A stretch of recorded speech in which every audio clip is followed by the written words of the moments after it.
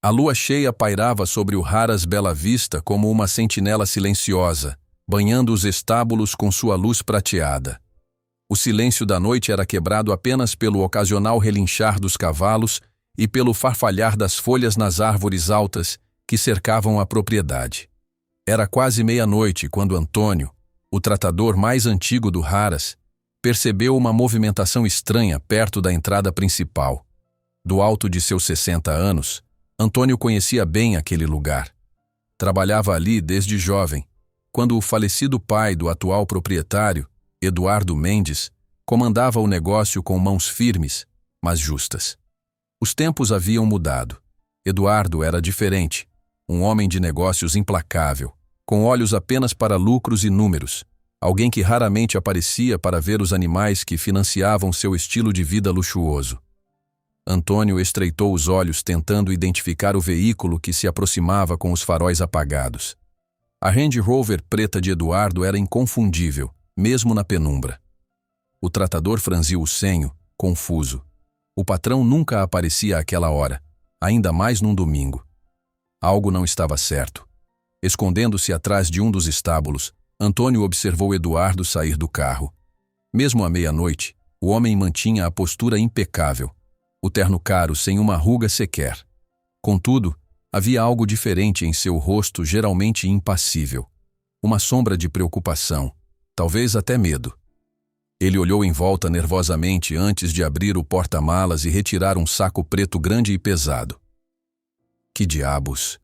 Murmurou Antônio para si mesmo, observando enquanto Eduardo arrastava o saco em direção à área mais afastada da propriedade, onde ficava o antigo incinerador de lixo, hoje desativado. Havia anos que ninguém usava aquele lugar. Impulsionado por uma curiosidade que superava a prudência, Antônio seguiu o patrão à distância, tomando cuidado para não ser visto. A lua, antes sua aliada, agora se tornava uma ameaça, iluminando demais o campo aberto. Ele se manteve agachado, movendo-se com a agilidade surpreendente de um homem que passou a vida inteira lidando com animais. Eduardo parou junto ao grande container de metal enferrujado. Olhou mais uma vez em volta antes de abrir a tampa com esforço, produzindo um rangido que cortou o silêncio da noite como uma faca. Sem cerimônia, empurrou o saco para dentro e fechou a tampa rapidamente. Passou as mãos pelo terno como se tentasse limpar uma sujeira invisível e caminhou apressadamente de volta ao carro. Antônio permaneceu imóvel até que os faróis da Range Rover iluminaram brevemente a estrada de terra ao sair da propriedade. Só então, com o coração martelando no peito, ele se aproximou do container. Seja o que for, não pode ser coisa boa. Murmurou para si mesmo, lutando contra o impulso de abrir a tampa e verificar o conteúdo. Um arrepio percorreu sua espinha. Em 50 anos trabalhando ali, nunca vira o patrão agir desse jeito. Eduardo Mendes era um homem frio, calculista, mas sempre direto em suas ações. Esse comportamento furtivo era completamente fora do comum. Com a mente repleta de dúvidas inquietantes, Antônio decidiu esperar até o amanhecer. Se havia algo errado, precisaria da luz do dia para enfrentar o que quer que estivesse dentro daquele saco. O resto da noite transcorreu lentamente. Antônio voltou ao seu pequeno quarto nos alojamentos dos funcionários, mas não conseguiu pregar os olhos. As imagens de Eduardo arrastando aquele saco pesado não saíam de sua mente. Quando os primeiros raios de sol finalmente começaram a colorir o horizonte, ele já estava de pé, determinado a descobrir o que o patrão escondera com tanto cuidado.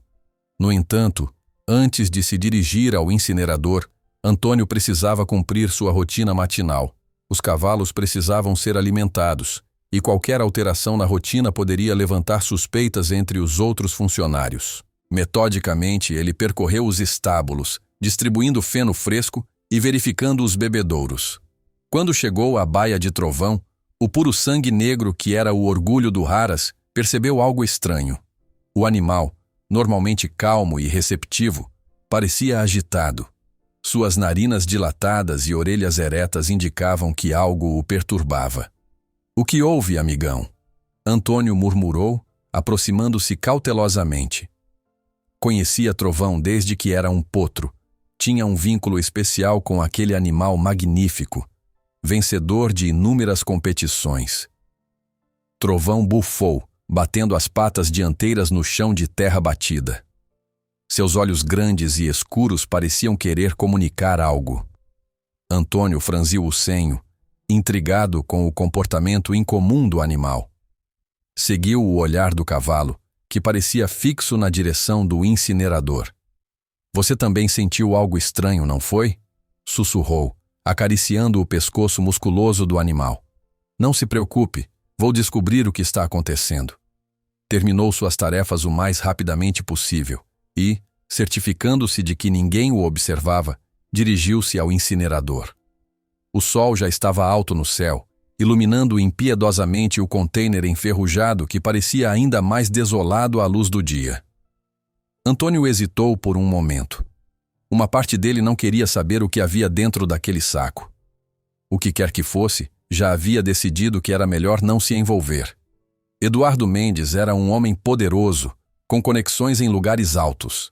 Não seria prudente cruzar seu caminho. No entanto, algo dentro dele, talvez o mesmo senso de justiça que o velho Mendes valorizava, o impulsionou a continuar. Com um suspiro resignado, abriu a tampa do container. O cheiro o atingiu imediatamente. Forte, metálico, inconfundível. Sangue. Muito sangue. Seu estômago se contraiu em repulsa e medo. Respirando superficialmente pela boca, forçou-se a olhar para dentro.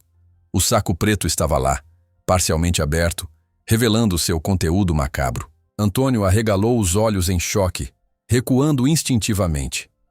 Dentro do saco havia restos humanos, desmembrados e empacotados como se fossem cortes de carne num açougue. Meu Deus! Ele murmurou, levando a mão à boca. A náusea o atingiu em ondas, e ele teve que se virar e respirar fundo várias vezes para não vomitar ali mesmo.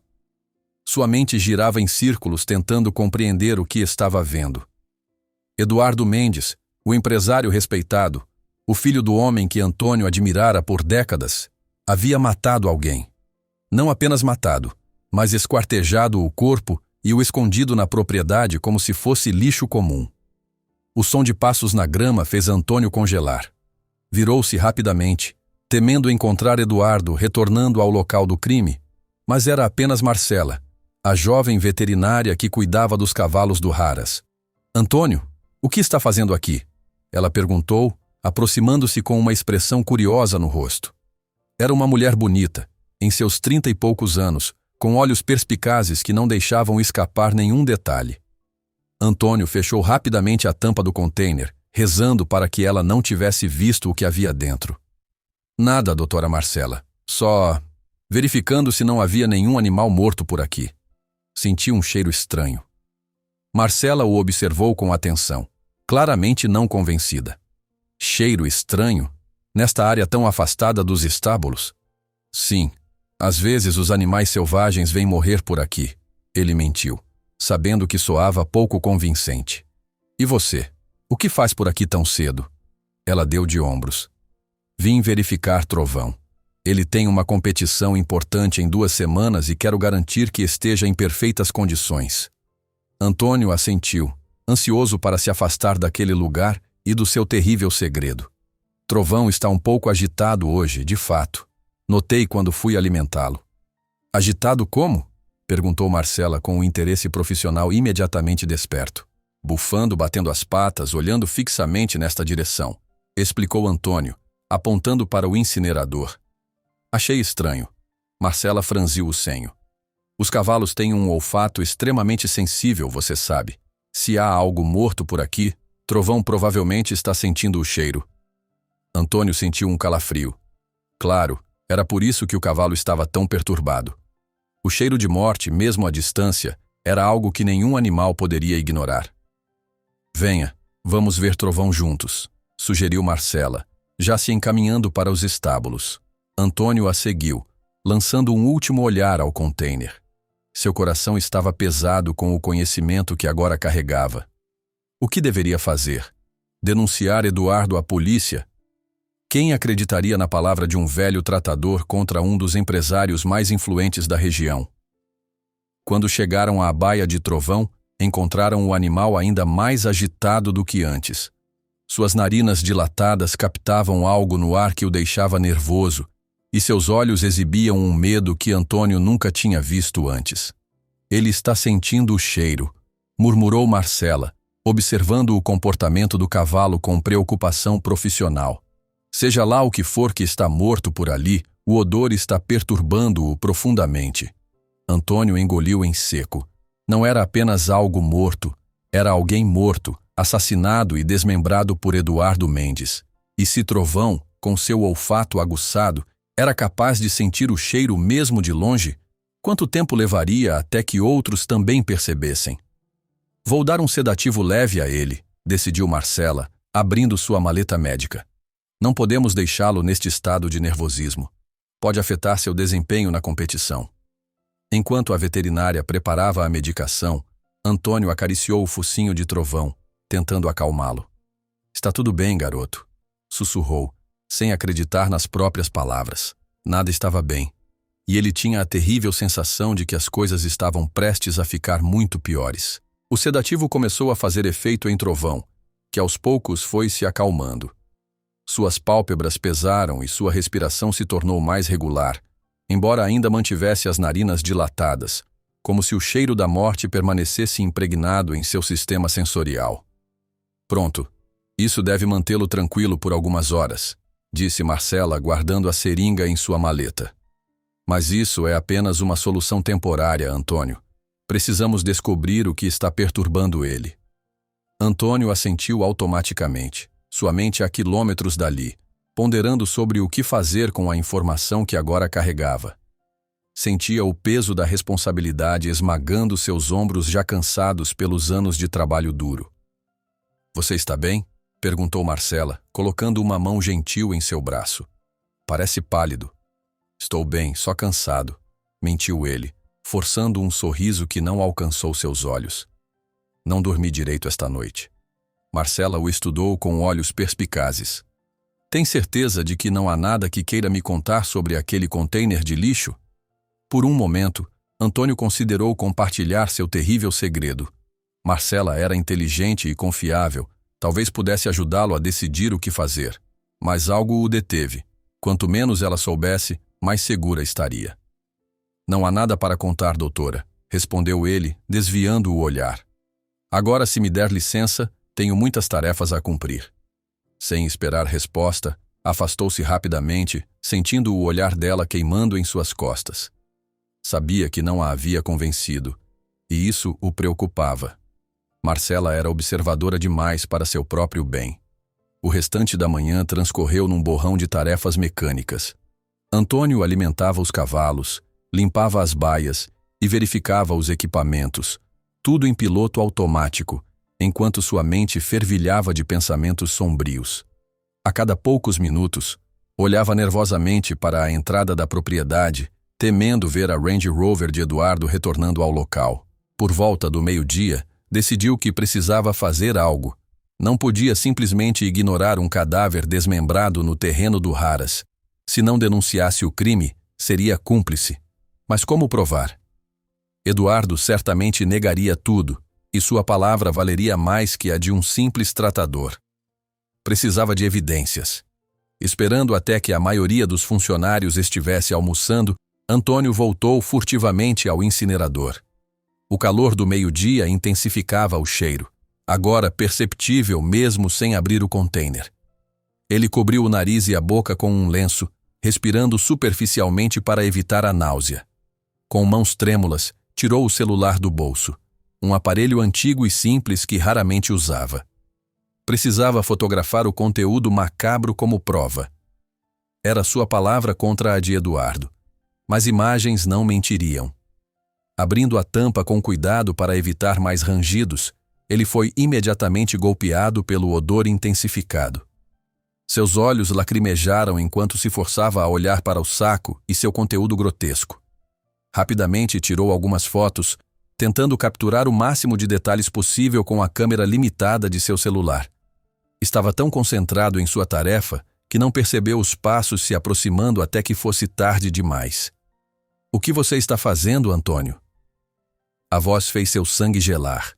Virando-se lentamente, encontrou Ricardo, o capataz do Aras, encarando-o com uma expressão de desconfiança.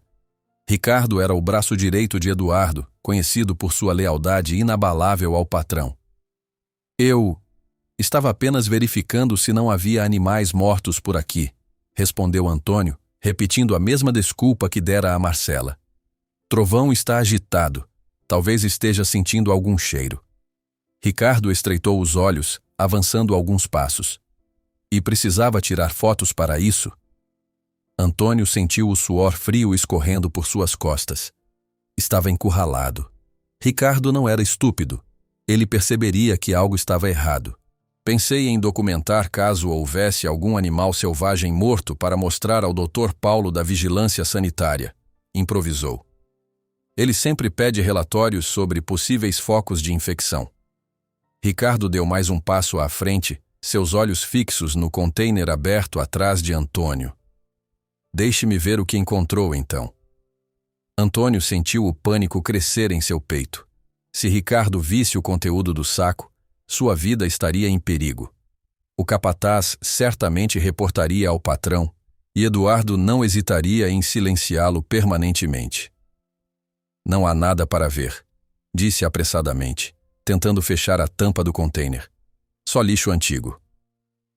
Mas Ricardo foi mais rápido. Com um movimento brusco, empurrou Antônio para o lado e olhou dentro do container.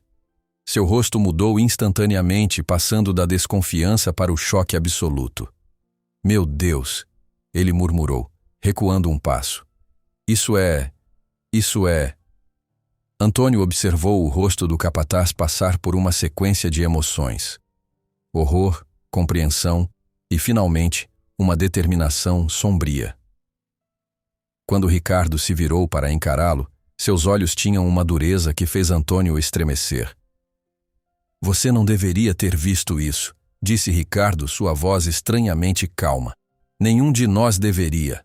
Ricardo, temos que chamar a polícia, argumentou Antônio desesperado. Isso é um crime, um assassinato. O capataz soltou uma risada amarga. E você acha que a polícia vai fazer o quê? Eduardo Mendes é intocável nesta cidade. Ele comprou metade do departamento de polícia. Então vamos aos federais, à imprensa, a alguém que não esteja na folha de pagamento dele. Ricardo balançou a cabeça lentamente. Você não entende, velho. Se Eduardo descobrir que sabemos, estaremos mortos, como quem quer que esteja dentro desse saco. Um silêncio pesado caiu entre eles, quebrado apenas pelo som distante de um trator nos campos e o relinchar ocasional dos cavalos nos estábulos. Antônio podia ouvir seu próprio coração batendo acelerado em seus ouvidos. Então o que sugere? Perguntou finalmente. Que fingamos que não vimos nada? Que voltemos à nossa rotina enquanto há um corpo esquartejado apodrecendo em nossa propriedade? Não é nossa propriedade, corrigiu Ricardo amargamente. É dele. E sim, é exatamente isso que sugiro, por enquanto. Antes que Antônio pudesse protestar, Ricardo continuou. Vou descobrir quem era a vítima. Talvez isso nos dê alguma vantagem. Mas até lá, você mantém a boca fechada. Nenhuma palavra a ninguém, entendeu? Antônio queria argumentar, dizer que não podiam ser cúmplices de um assassinato, mas algo no olhar de Ricardo o deteve. O capataz estava tão assustado quanto ele, apenas escondia melhor. Entendi, concordou finalmente, sentindo-se derrotado. Ricardo assentiu, satisfeito. Ótimo. Agora vamos embora daqui antes que mais alguém apareça. Enquanto se afastavam do incinerador, Antônio não conseguia deixar de pensar em Trovão. O cavalo havia sentido o cheiro da morte antes de qualquer humano. Era como se o animal tivesse um sexto sentido para o mal que havia chegado ao Haras. De volta aos estábulos, Antônio encontrou Marcela ainda examinando Trovão, que agora parecia mais calmo, embora seus olhos alertas continuassem fixos na direção do incinerador. Como ele está? Perguntou Antônio, aproximando-se cautelosamente. Melhor, mas ainda não totalmente normal, respondeu ela, acariciando o pescoço do animal. Você encontrou algo lá fora? Antônio sentiu o olhar de Ricardo queimando em suas costas. O capataz havia seguido para verificar Trovão, obviamente para monitorar o que Antônio diria.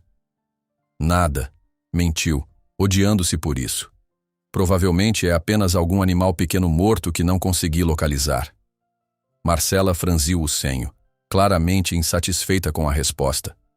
Bem, seja o que for, está afetando seriamente este animal. Talvez devêssemos considerar movê-lo temporariamente para outro estábulo, mais distante daquela área. Boa ideia, concordou Ricardo rapidamente. Vou providenciar isso imediatamente. Enquanto Ricardo se afastava para organizar a transferência de Trovão, Marcela puxou Antônio para um canto. O que está acontecendo realmente, Antônio? Sussurrou ela, sua voz urgente. Conheço você há anos e nunca o vi assim, assustado, mentindo. E Ricardo também está estranho. O que vocês encontraram perto daquele incinerador? Antônio hesitou. Confiava em Marcela, mas o aviso de Ricardo ecoava em sua mente. Quanto mais pessoas soubessem, maior seria o perigo para todos. Por favor, Marcela, implorou em voz baixa. Não faça perguntas. É melhor você não saber. Os olhos dela se arregalaram em compreensão. É algo ilegal, não é? Algo perigoso. Ele não respondeu, mas seu silêncio foi confirmação suficiente. Você precisa denunciar, seja lá o que for, insistiu ela. Não é tão simples, respondeu ele cansado. Há muito em jogo aqui. Marcela estava prestes a argumentar quando foram interrompidos pelo som de pneus na entrada da propriedade.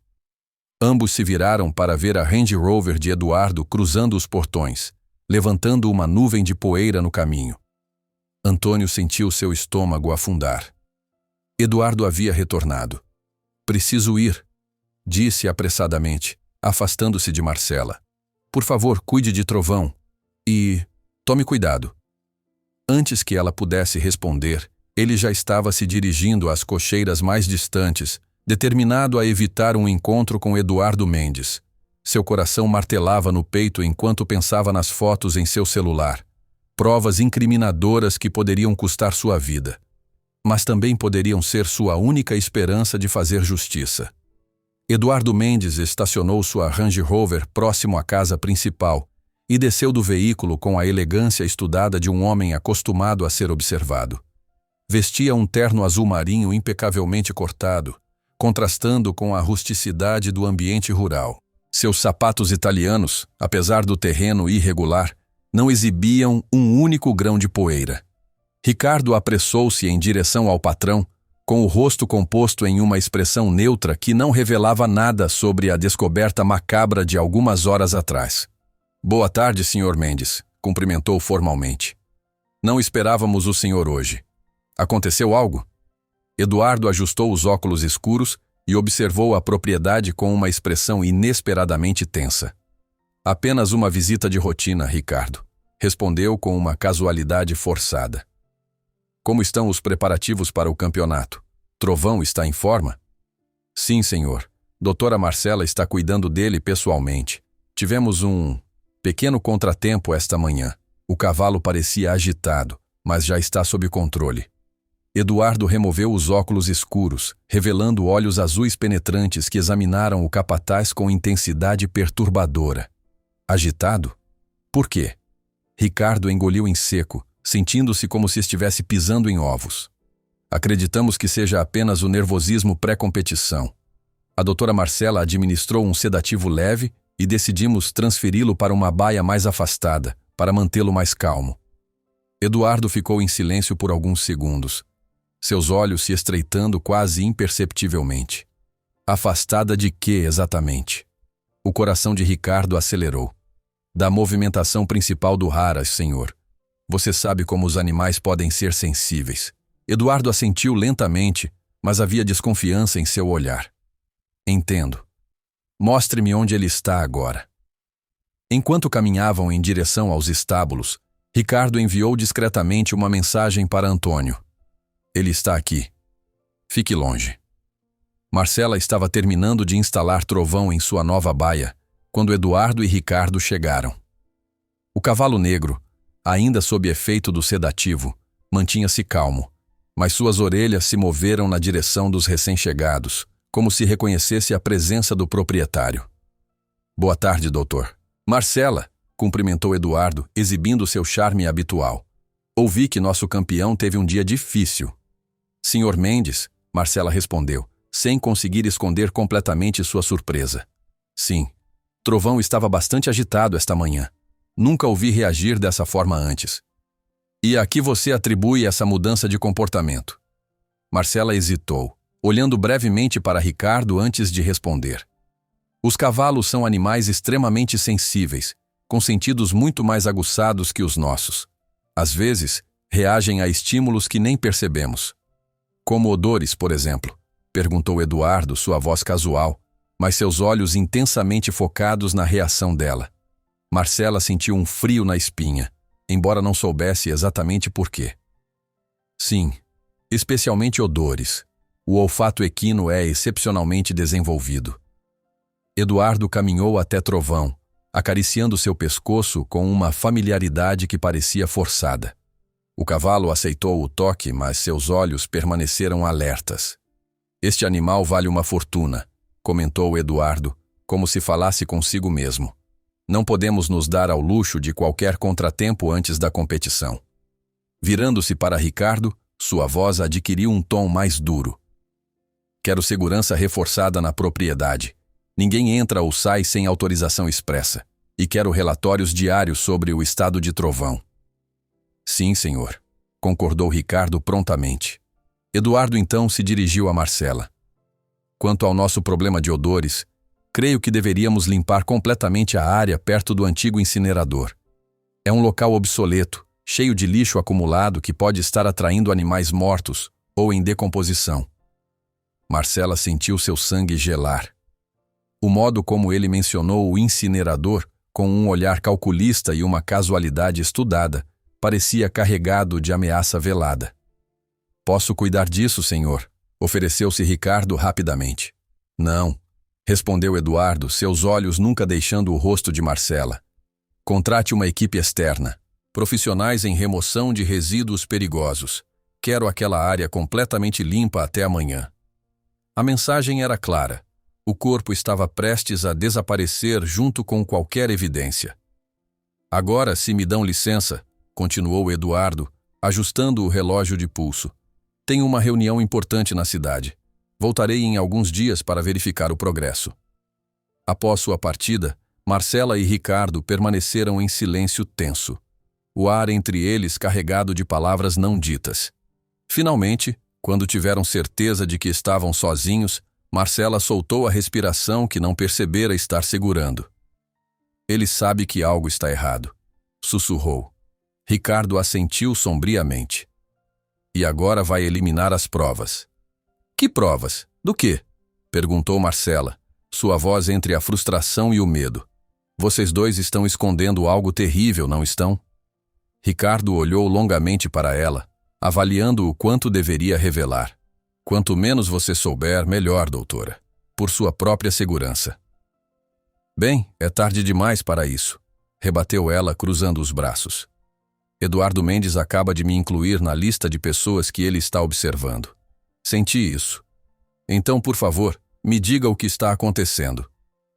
Antes que Ricardo pudesse responder, seu celular vibrou. Era uma mensagem de Antônio. Precisamos conversar, longe dos estábulos. Venha comigo, disse Ricardo a Marcela, sua decisão tomada. Mas esteja ciente de que depois disso, não há volta. Encontraram Antônio perto do pequeno lago nos fundos da propriedade, um lugar raramente visitado pelos outros funcionários. O velho tratador caminhava nervosamente de um lado para outro, seu rosto uma máscara de preocupação.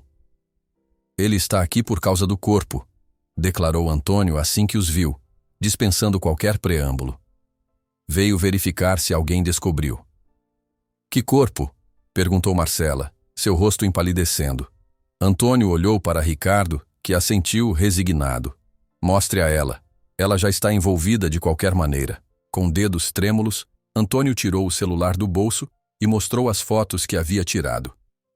Marcela levou a mão à boca, seus olhos se arregalando em horror absoluto. Oh, meu Deus! exclamou, incapaz de desviar o olhar das imagens grotescas.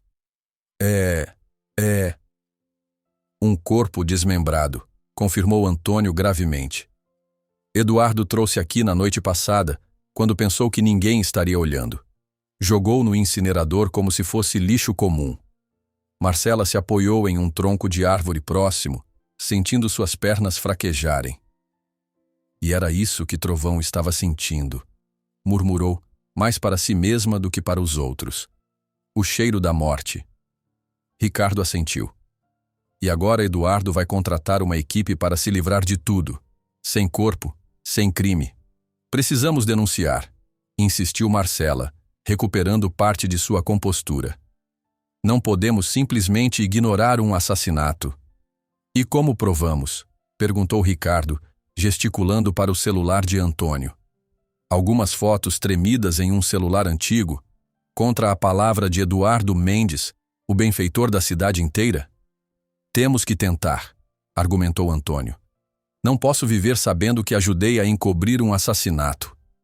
Os três caíram em silêncio, cada um ponderando as limitadas e perigosas opções disponíveis. Foi Marcela quem finalmente falou, sua voz baixa, mas decidida. Conheço alguém, disse. Um repórter investigativo do Jornal da Capital. Ele não tem medo de enfrentar gente poderosa. Se conseguirmos mais alguma prova além dessas fotos, algo que realmente vincule Eduardo ao crime... Como o quê? Perguntou Ricardo, cético. Ele não deixou impressões digitais por aí. Não, concordou Marcela pensativa. Mas ele não sabe que o celular de Antônio captou o número da placa de seu carro na foto do container. Antônio piscou surpreso. Captou? Marcela mostrou a ele, ampliando uma das imagens. Ali, refletido em uma poça d'água perto do container, estava parte da placa da Range Rover. Isso coloca o carro dele na cena do crime, explicou ela. Não é uma prova definitiva, mas é um começo. E arriscado demais, advertiu Ricardo. Se Eduardo descobrir que estamos investigando... Ele já suspeita, interrompeu Antônio. Você viu como ele olhou para nós. E agora que está mandando limpar o local, é nossa última chance. Ricardo passou a mão pelo cabelo, visivelmente atormentado. Precisamos de mais do que isso. Precisamos descobrir quem é a vítima, estabelecer uma conexão com Eduardo. Você pode fazer isso? Perguntou Marcela. Talvez, respondeu Ricardo hesitante. Tenho alguns contatos, mas vai levar tempo. Tempo é o que não temos, lembrou Antônio, apontando para o horizonte onde o sol começava a se pôr. Amanhã aquela equipe de limpeza vai chegar e todas as provas desaparecerão. Os três trocaram olhares, cada um ciente dos riscos enormes que enfrentavam. Estavam prestes a desafiar um homem com recursos praticamente ilimitados, alguém que já havia demonstrado estar disposto a matar para proteger seus segredos. Esta noite, decidiu Marcela finalmente. Precisamos agir esta noite. A noite caiu sobre o Haras Bela Vista como um manto pesado, trazendo consigo uma sensação sufocante de perigo iminente. As estrelas, que normalmente brilhavam intensamente sobre a propriedade rural, pareciam pálidas e distantes, quase como se também temessem o que estava prestes a acontecer. Antônio, Ricardo e Marcela se reuniram no pequeno alojamento do tratador, longe dos olhos curiosos dos outros funcionários. A mesa simples de madeira estava coberta com 3 xícaras de café forte e o celular de Antônio, que exibia as horríveis fotos do crime. Temos que ser metódicos, disse Marcela, a voz baixa, mas determinada. Se vamos fazer isso, precisamos reunir o máximo de provas possível antes que a equipe de limpeza chegue amanhã. Ricardo assentiu, seu rosto uma máscara de preocupação. O primeiro passo é verificar se ainda há mais alguma evidência no incinerador que as fotos não capturaram. E depois? Perguntou Antônio, seu corpo cansado protestando contra a ideia de outra noite sem sono. Depois, respondeu Marcela, entro em contato com meu amigo jornalista, mas só depois de termos certeza de que temos algo concreto. Ricardo consultou seu relógio. São quase 10 horas. A maioria dos funcionários já se recolheu, e os únicos que permanecem acordados são os seguranças noturnos. Podemos lidar com eles? Questionou Marcela. Sim, confirmou Ricardo. Conheço suas rotas e horários. Há uma janela de aproximadamente 20 minutos em que o incinerador fica sem vigilância durante a troca de turnos. Antônio levantou-se, uma nova determinação brilhando em seus olhos cansados. Então é agora ou nunca. Equipados com lanternas, luvas descartáveis e máscaras improvisadas para suportar o odor, os três saíram sorrateiramente do alojamento. A lua, parcialmente encoberta por nuvens esparsas, proporcionava apenas uma iluminação tênue, obrigando-os a moverem-se com extrema cautela pelos caminhos de terra batida. Ricardo liderava o grupo, sua familiaridade com a propriedade guiando-os por trilhas secundárias, longe das áreas mais vigiadas. Marcela o seguia de perto, enquanto Antônio, com sua experiência de décadas no Haras, fechava a retaguarda, atento a qualquer som suspeito. Ao passarem pelos estábulos, ouviram o relinchar baixo e inquieto de trovão. O puro sangue, mesmo em sua nova baia mais distante, parecia sentir a agitação no ar. Seus olhos brilhavam na escuridão, seguindo os três vultos que se moviam furtivamente. Ele sabe, sussurrou Antônio. Sente que algo está para acontecer. Marcela parou brevemente, seu olhar encontrando o do animal.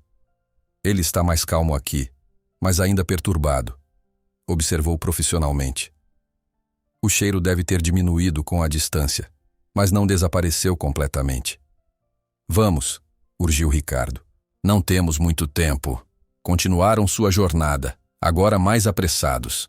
O incinerador se erguia à distância como uma sentinela sinistra, sua silhueta metálica recortada contra o céu noturno. À medida que se aproximavam, o cheiro, agora intensificado pelo calor do dia que se fora, começava a se fazer presente, mesmo através das máscaras improvisadas. Meu Deus! Murmurou Marcela, controlando o impulso de recuar. Como ninguém mais percebeu isso ainda? O vento tem soprado na direção oposta à casa principal e aos estábulos principais, explicou Ricardo. E esta área raramente é frequentada. Foi por isso que Eduardo escolheu este lugar. Chegando ao incinerador, Ricardo verificou rapidamente os arredores, certificando-se de que estavam sozinhos. Temos cerca de 15 minutos antes que o segurança passe por aqui novamente, informou consultando seu relógio. Sejam rápidos. Antônio sentiu um déjà-vu ao abrir novamente a tampa do container, o rangido metálico parecendo ainda mais alto no silêncio da noite. O cheiro que escapou foi avassalador, fazendo com que os três recuassem instintivamente. Rápido, ofegou Marcela, iluminando o interior com sua lanterna. Precisamos verificar se há algo que possa identificar a vítima. Ricardo, com as mãos protegidas por luvas grossas, mexeu cautelosamente no saco plástico, tentando não pensar no horror que manuseava. De repente, seu movimento parou. Encontrei algo, disse, sua voz abafada pela máscara. Com cuidado, ele retirou um pequeno objeto metálico do saco. Era um relógio de pulso masculino, de luxo, com uma pulseira de couro parcialmente manchada de sangue seco. O mostrador estava quebrado, mas ainda era possível ver a marca prestigiosa gravada na face. Isso pode nos ajudar a identificar a vítima, observou Marcela, fotografando o objeto com seu celular. Tem mais, disse Ricardo, mexendo novamente no conteúdo macabro. Uma carteira. A carteira de couro fino estava encharcada de sangue, tornando difícil manuseá-la sem danificar seu conteúdo. Com extremo cuidado, Ricardo a abriu, revelando alguns cartões de crédito, notas de dinheiro ensanguentadas e, mais importante, uma carteira de identidade. Carlos Monteiro, leu Ricardo, iluminando o documento com a lanterna. Advogado, 45 anos. Marcela arregalou os olhos em reconhecimento. Carlos Monteiro? O advogado corporativo? Ele estava representando aquela empresa farmacêutica no caso contra Eduardo. Que caso? Perguntou Antônio confuso. Um processo bilionário, explicou Marcela. A empresa farmacêutica acusou Eduardo de fraude em um contrato de distribuição exclusiva. Carlos era o advogado principal da acusação. Li sobre isso nos jornais há algumas semanas. Então temos o motivo, concluiu Ricardo, sua voz sombria. Eduardo eliminou o advogado que poderia destruir seus negócios. Antônio sentiu um arrepio percorrer sua espinha. Precisamos de mais provas, algo que conecte Eduardo diretamente a este crime. Ricardo continuou sua busca, mas não havia muito mais a ser encontrado além dos restos humanos, que nenhum deles tinha estômago para examinar detalhadamente. O tempo está acabando, advertiu, consultando novamente o relógio. Precisamos ir. Guardaram cuidadosamente as evidências encontradas em sacos plásticos que Marcela havia trazido, assegurando-se de preservar qualquer DNA ou impressão digital que pudessem conter. Então, fecharam silenciosamente o container e começaram a recuar para as sombras. Foi quando ouviram o som, o ruído inconfundível de um motor se aproximando pela estrada de acesso. Alguém está vindo, sussurrou Antônio alarmado. Os três se agacharam rapidamente atrás do incinerador, seus corações martelando nos peitos. Faróis iluminaram a área, revelando uma caminhonete branca sem identificação que parou a poucos metros de distância. A equipe de limpeza, murmurou Ricardo incrédulo. Eles não deveriam chegar até amanhã. Eduardo deve ter adiantado tudo, concluiu Marcela, sua voz trêmula. Ele suspeita que alguém sabe. Do veículo desceram 3 homens vestindo macacões industriais e máscaras protetoras. Sem trocar uma palavra, começaram a descarregar equipamentos pesados, geradores, serras elétricas, produtos químicos em grandes recipientes. Eles vão destruir tudo, sussurrou Antônio, horrorizado. Todas as provas. Não todas, respondeu Marcela, apertando o saco plástico contendo o relógio e a carteira. Temos o suficiente para começar uma investigação. Precisamos sair daqui, urgiu Ricardo. Agora. Com extremo cuidado, aproveitando-se das sombras profundas da noite, os 3 começaram a se afastar do incinerador, movendo-se lentamente para não chamar atenção. Estavam quase alcançando a cobertura das árvores quando o impensável aconteceu. O celular de Antônio, ainda em seu bolso, começou a tocar. A melodia, embora baixa, pareceu ensurdecedora no silêncio da noite. Os 3 congelaram, enquanto os homens perto do incinerador interromperam seu trabalho, olhando em sua direção. Corram! Ordenou Ricardo, empurrando Marcela e Antônio para a frente. Os 3 dispararam na direção dos estábulos, ouvindo gritos de alerta atrás deles. Lanternas poderosas cortaram a escuridão, seus feixes procurando pelos intrusos. Por aqui! Indicou Antônio, conduzindo-os por um caminho lateral que conhecia melhor que ninguém. Podemos nos esconder nos estábulos dos fundos. Correram desesperadamente, o som de passos pesados perseguindo-os. Ao chegarem aos estábulos, Antônio rapidamente destravou uma porta lateral permitindo que entrassem.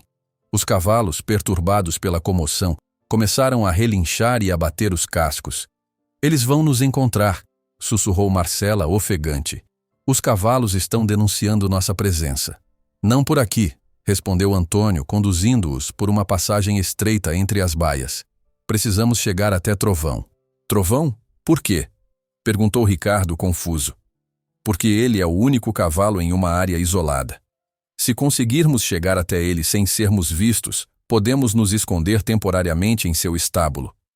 Agachados, movendo-se rapidamente entre as sombras, conseguiram chegar até a área onde Trovão havia sido realocado. O puro sangue negro estava agitado, seus olhos inteligentes seguindo cada movimento dos 3 visitantes noturnos. Calma, garoto, sussurrou Antônio, aproximando-se do animal. Precisamos de sua ajuda agora. Trovão bufou suavemente, como se entendesse a gravidade da situação. Marcela rapidamente verificou as janelas do estábulo, certificando-se de que não havia ninguém à vista. E agora? Perguntou, ainda segurando firmemente o saco com as evidências. Não podemos ficar aqui para sempre. Ricardo fechou os olhos momentaneamente, tomando uma decisão difícil. Vocês 2 precisam sair da propriedade. Agora. Levem as provas e contatem seu amigo jornalista. E você? Perguntou Antônio preocupado. Vou criar uma distração, respondeu Ricardo. Direi que vi intrusos nos campos do lado leste longe daqui. Isso lhes dará tempo para escaparem pelo portão oeste. É muito perigoso, protestou Marcela. Eles podem perceber que você está mentindo. É nossa única chance, insistiu Ricardo. E se não fizermos nada, um assassino escapará impune. Antes que pudessem argumentar mais, o som de vozes se aproximando interrompeu a conversa. Ricardo apertou brevemente os ombros de seus companheiros. Esperem 5 minutos e então sigam pelo caminho que leva ao portão oeste. A chave reserva está escondida na terceira pedra da base. Que Deus os acompanhe. Com essas palavras, ele saiu rapidamente, deixando Antônio e Marcela sozinhos com Trovão, ocultos na sombra do estábulo, enquanto a ameaça se aproximava inexoravelmente. Na escuridão do estábulo, Antônio e Marcela permaneceram imóveis, mal ousando respirar. Os 5 minutos que Ricardo pedira para esperarem pareciam se arrastar interminavelmente. Trovão, sentindo a tensão palpável, mantinha-se surpreendentemente quieto, como se compreendesse a gravidade da situação. De repente, ouviram gritos vindos da direção oposta, seguidos pelo som de homens correndo. A distração de Ricardo estava funcionando. É nossa deixa, sussurrou Antônio segurando o braço de Marcela. Vamos! Saíram do estábulo agachados, mantendo-se nas sombras. Trovão emitiu um relincho baixo, quase como uma despedida. Antônio hesitou por um segundo, olhando para o animal que, de certa forma, havia desencadeado toda aquela situação. Cuide-se, amigo, murmurou, antes de seguir Marcela. O caminho para o portão oeste era raramente utilizado, coberto por vegetação densa que dificultava a passagem, mas também oferecia proteção contra olhares curiosos. Conhecendo cada centímetro daquela propriedade, Antônio guiou Marcela com segurança através da escuridão, contornando áreas abertas e evitando os poucos postes de iluminação. Quanto tempo você acha que Ricardo conseguirá distraí-los? Perguntou Marcela em um sussurro, enquanto se agachavam atrás de um galpão de ferramentas. Não muito, respondeu Antônio, preocupado. Ricardo é esperto, mas aqueles homens não me pareceram amadores. Perceberam rapidamente que havia intrusos na propriedade. Continuaram avançando, cada passo cuidadosamente calculado. O portão oeste finalmente apareceu à vista. Uma estrutura simples de metal, quase escondida pela vegetação circundante, usada principalmente para entregas e serviços. Antônio se aproximou da base do portão, onde várias pedras formavam uma pequena mureta. Terceira pedra, murmurou, lembrando-se das instruções de Ricardo. Com dedos trêmulos, removeu a pedra indicada, encontrando embaixo dela uma chave enferrujada. Aqui está, disse, mostrando-a para Marcela. Naquele momento algo chamou a atenção de Marcela. Um farol de veículo se aproximava, vindo da casa principal na direção do portão. Rápido, urgiu ela, agachando-se atrás de um arbusto. Alguém está vindo. Antônio rapidamente se ocultou ao lado dela, observando o veículo se aproximar lentamente. Era a Range Rover de Eduardo Mendes. O que ele está fazendo aqui a esta hora? Sussurrou Marcela, incrédula. Deve ter sido alertado, respondeu Antônio, sentindo o coração acelerar. Talvez os homens da limpeza o tenham contatado quando perceberam que havia intrusos. O veículo parou a poucos metros do portão e Eduardo desceu, impecavelmente vestido apesar da hora tardia. Olhou ao redor, visivelmente tenso, enquanto acendia um cigarro. A luz do isqueiro iluminou momentaneamente seu rosto, revelando uma expressão de fúria contida. De seu esconderijo, Antônio e Marcela observavam imóveis, temendo que o menor movimento pudesse denunciar sua presença. Eduardo permaneceu ali por alguns minutos, fumando nervosamente, verificando o relógio repetidas vezes. Finalmente, o som de outro veículo se aproximando fez Eduardo se virar. Uma caminhonete comum estacionou ao lado da Range Rover, e dela desceu um homem corpulento, vestindo roupas escuras. Ele chegou agora, informou o homem sem preâmbulos. Disse que viu intrusos na propriedade, perto do incinerador. E você acredita nele? Perguntou Eduardo, sua voz fria contrastando com a fúria em seus olhos. Não, respondeu o homem simplesmente. Ele está nervoso demais e conhece os procedimentos de segurança bem demais para ter confundido qualquer coisa. Eduardo jogou o cigarro no chão, esmagando-o com o pé. Onde ele está agora? Na casa principal, com 2 dos meus homens. Achamos melhor mantê-lo sob vigilância até você chegar. Ricardo, murmurou Eduardo balançando a cabeça. Eu confiava em você. O que você viu? O que você sabe? Antônio sentiu um calafrio percorrer sua espinha. Ricardo estava em perigo, retido contra sua vontade por ordem de Eduardo. Por um momento considerou a possibilidade de abandonar o plano de fuga e tentar ajudar o amigo, mas Marcela, como se lesse seus pensamentos, apertou seu braço em um aviso silencioso. A melhor ajuda que poderiam oferecer a Ricardo agora era escapar com as provas. Quero que você me traga o celular dele, ordenou Eduardo ao homem. E verifique as chamadas, mensagens, tudo. Quero saber com quem ele se comunicou nas últimas 24 horas. E quanto aos outros funcionários? Perguntou o homem. Interrogue-os discretamente. Concentre-se no velho tratador Antônio e naquela veterinária. Sempre achei que ela era intrometida demais. O homem assentiu, retornando para seu veículo. Eduardo permaneceu alguns segundos mais, olhando na direção exata onde Antônio e Marcela se escondiam, como se pudesse sentir sua presença. Finalmente, voltou para sua Range Rover e partiu, seguido pela caminhonete. Meu Deus! Sussurrou Marcela quando os veículos se afastaram o suficiente. Ricardo está preso. Eles sabem que ele está envolvido. E sabem sobre nós também, completou Antônio, o medo evidente em sua voz envelhecida.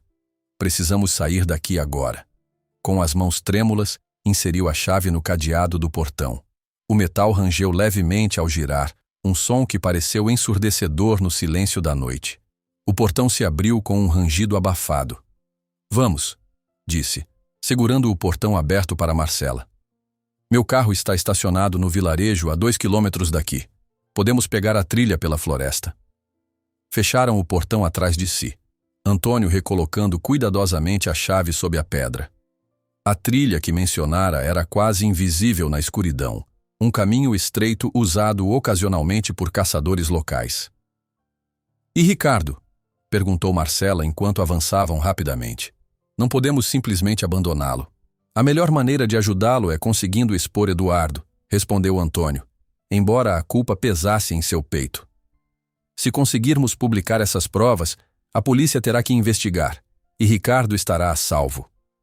Continuaram caminhando em silêncio, cada som da floresta noturna fazendo-os sobressaltar.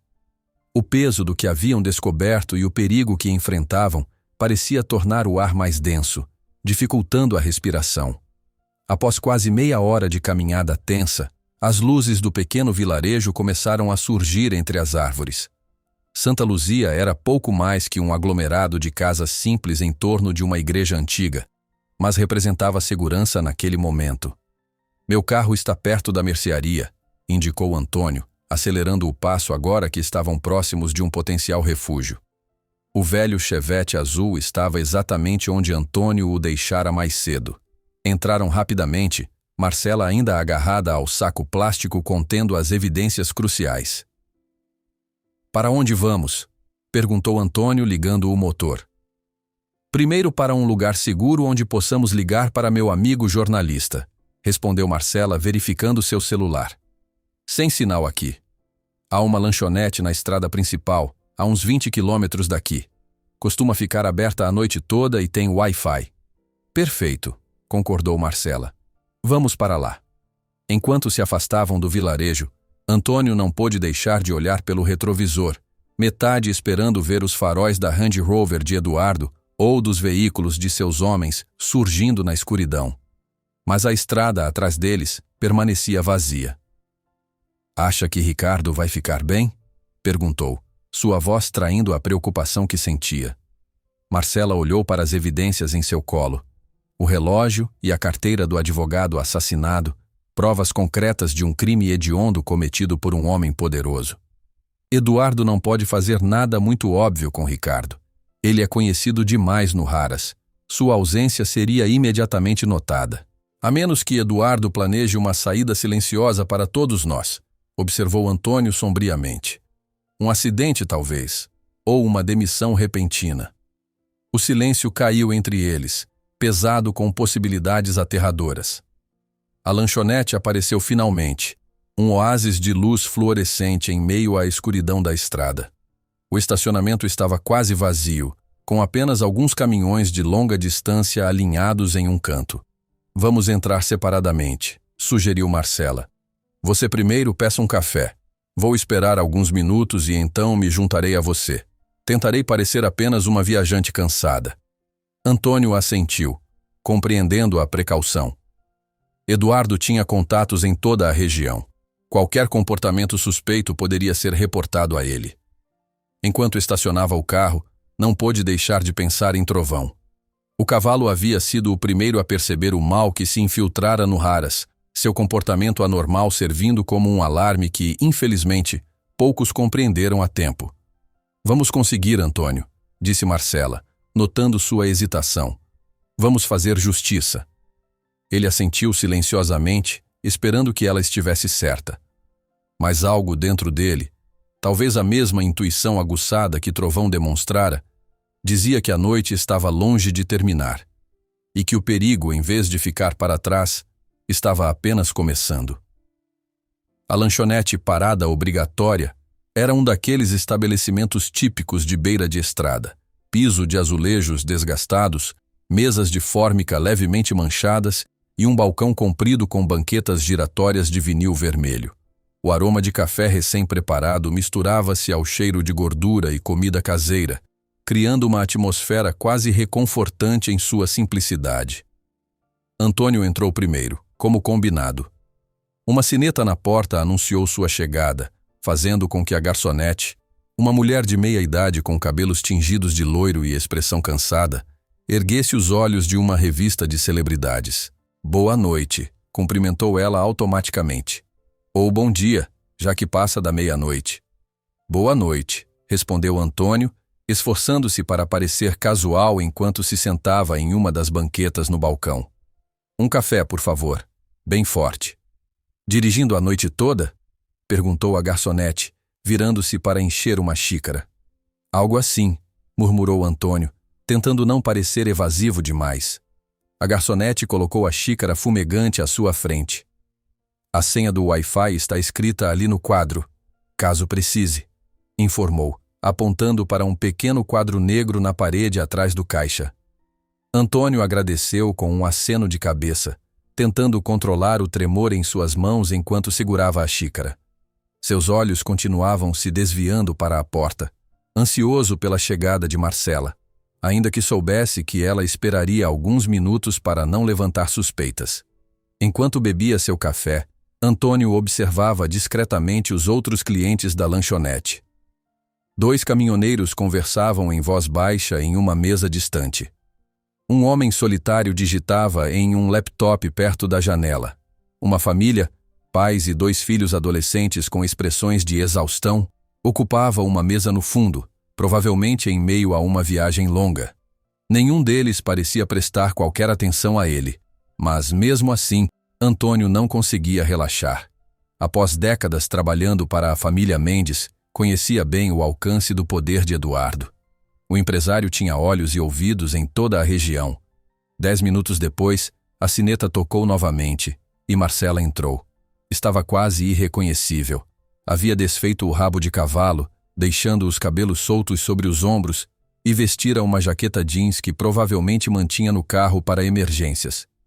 Carregava uma pequena mochila onde, Antônio supôs, guardara as evidências. Como planejado, ela não o reconheceu, sentando-se em uma mesa distante com visão para a porta. Pediu um café e um sanduíche à garçonete. Então tirou um notebook da mochila e o abriu, parecendo uma viajante comum trabalhando tarde da noite. Antônio admirou sua compostura. Apesar da situação extrema, Marcela conseguia manter uma fachada de normalidade que ele, com suas mãos trêmulas e olhares nervosos, tinha dificuldade em imitar. Marcela digitou por alguns minutos, ocasionalmente tomando goles de café. Então, seu rosto mudou quase imperceptivelmente, uma tensão sutil que só alguém muito observador notaria. Antônio percebeu que ela havia feito contato com seu amigo jornalista. Enquanto isso, sua mente vagava para Ricardo, imaginando o que estaria acontecendo no Harrah's. Ricardo sempre fora leal a Eduardo, mas também tinha princípios. Descobrir o corpo desmembrado de um advogado havia cruzado uma linha que nem mesmo sua lealdade poderia ignorar. Mas agora estaria pagando um preço terrível por essa consciência. No Harrah's Bela Vista, Ricardo estava sentado na sala de reuniões da casa principal. 2 homens enormes permaneciam de pé próximos à porta, seus rostos impassíveis, mas suas posturas tensas indicavam que estavam prontos para agir ao menor sinal de problema. A porta se abriu e Eduardo entrou, ainda usando o mesmo terno impecável, como se reuniões de negócios à 1 da manhã fossem completamente normais. Segurava o celular de Ricardo em uma mão e um copo de uísque na outra. "Meu caro Ricardo", começou ele, a voz suave e controlada, mais assustadora do que qualquer grito. "Trabalhamos juntos por quanto tempo? 15 anos?" 17, corrigiu Ricardo, mantendo o olhar firme apesar do medo que sentia. 17 anos, repetiu Eduardo assentindo. Quase 2 décadas de lealdade, confiança mútua. Ou assim eu pensava. Ricardo permaneceu em silêncio, ciente de que qualquer palavra poderia piorar sua situação. "Sabe o que me confunde?" continuou Eduardo sentando-se à frente de Ricardo. "Como alguém que conhece tão bem os meus negócios, alguém que vi crescer nesta empresa, pode me trair dessa forma?" "Não sei do que está falando", respondeu Ricardo, tentando ganhar tempo. Eduardo riu, um som frio e sem humor. "Claro que não." Colocou o celular de Ricardo sobre a mesa, a tela virada para cima, mostrando as mensagens trocadas com Antônio. "Vocês 3 não são exatamente mestres em conspiração. Mensagens de texto? Sério?" Ricardo engoliu em seco, mas manteve a expressão neutra. "Antônio está preocupado com o trovão. O cavalo tem agido de forma estranha." "Estranho, de fato", concordou Eduardo tomando um gole de uísque. "Um cavalo de puro sangue no valor de R$500 mil subitamente agindo como se tivesse visto um fantasma, e 3 funcionários de confiança decidindo fazer uma expedição noturna para investigar." "Só estávamos fazendo nosso trabalho", insistiu Ricardo. "Trovão é o animal mais valioso do Harrah's. Se algo o está perturbando, precisamos saber o quê." Eduardo o estudou por um longo momento, seus olhos frios calculando, avaliando. "Onde estão os outros 2 agora? O velho tratador e a veterinária?" "Não sei", respondeu Ricardo honestamente. "Separamo-nos quando ouvimos os homens da limpeza chegarem." Eduardo se inclinou para a frente, a fachada de civilidade escorregando momentaneamente. "O que vocês viram, Ricardo? O que encontraram perto do incinerador?" Naquele momento, Ricardo entendeu que sua vida dependia da resposta. Se admitisse ter visto o corpo, se confessasse saber sobre o assassinato, não sairia vivo daquela sala. Por outro lado, se conseguisse convencer Eduardo de que não haviam descoberto nada significativo, talvez ganhasse tempo suficiente para que Antônio e Marcela obtivessem ajuda. "Não encontramos nada", mentiu, olhando diretamente nos olhos de Eduardo. "Ouvimos um barulho estranho e fomos verificar. Mas quando seus homens chegaram, fugimos. Ficamos assustados ao ver pessoas desconhecidas na propriedade no meio da noite." Eduardo o observou cuidadosamente, avaliando cada nuance de sua expressão. "Por que você criou uma distração, então? Por que mandou meus homens para o lado oposto da propriedade?" "Instinto", respondeu Ricardo prontamente. "Pensei que fossem ladrões. Quis proteger os cavalos, especialmente Trovão." Por um longo momento, Eduardo ficou em silêncio, girando lentamente o copo de uísque. "Você sempre foi um péssimo mentiroso, Ricardo." De volta à lanchonete, Marcela finalmente fechou seu notebook e se levantou, dirigindo-se casualmente ao banheiro. Ao passar por Antônio, deixou um pequeno papel dobrado cair próximo a ele, continuando seu caminho sem hesitar. Com um movimento discreto, Antônio pegou o papel e o abriu sob o balcão. "Lucas vai nos encontrar em 30 minutos. Estacionamento do posto de gasolina 5 quilômetros adiante. Deixe dinheiro para as contas. Saia primeiro. Espere no carro." Antônio sentiu uma onda de alívio. O jornalista havia aceitado encontrá-los. Era o primeiro passo para expor Eduardo e, esperançosamente, salvar Ricardo.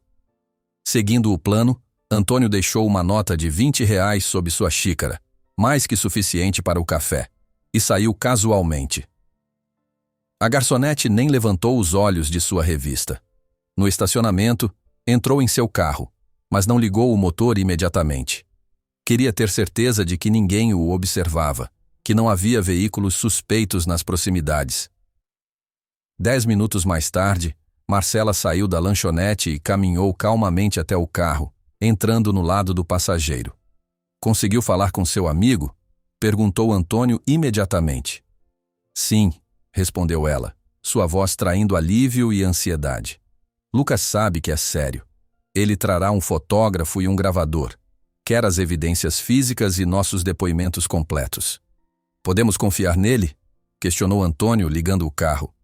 Com nossas vidas, afirmou Marcela. Lucas é conhecido por sua integridade. Já derrubou políticos corruptos, expôs esquemas de lavagem de dinheiro. Eduardo Mendes seria apenas mais um peixe grande em seu aquário. Enquanto dirigiam pela estrada escura em direção ao posto de gasolina, um silêncio tenso se estabeleceu entre eles. Estavam prestes a desafiar um dos homens mais poderosos da região, alguém que claramente não hesitava em matar para proteger seus interesses. Estou preocupado com Ricardo, confessou Antônio finalmente. E com Trovão também. Ricardo é esperto, consolou Marcela, embora seu tom não fosse totalmente convincente. Ele saberá ganhar tempo até conseguirmos ajuda. As luzes do posto de gasolina apareceram à distância, uma ilha de claridade na escuridão da estrada. Antônio reduziu a velocidade, examinando o local com cuidado antes de entrar. Ali, apontou Marcela para um carro preto estacionado nos fundos, afastado das bombas de combustível. É o carro de Lucas. Antônio estacionou a alguma distância, ainda cauteloso. Como vamos identificá-lo?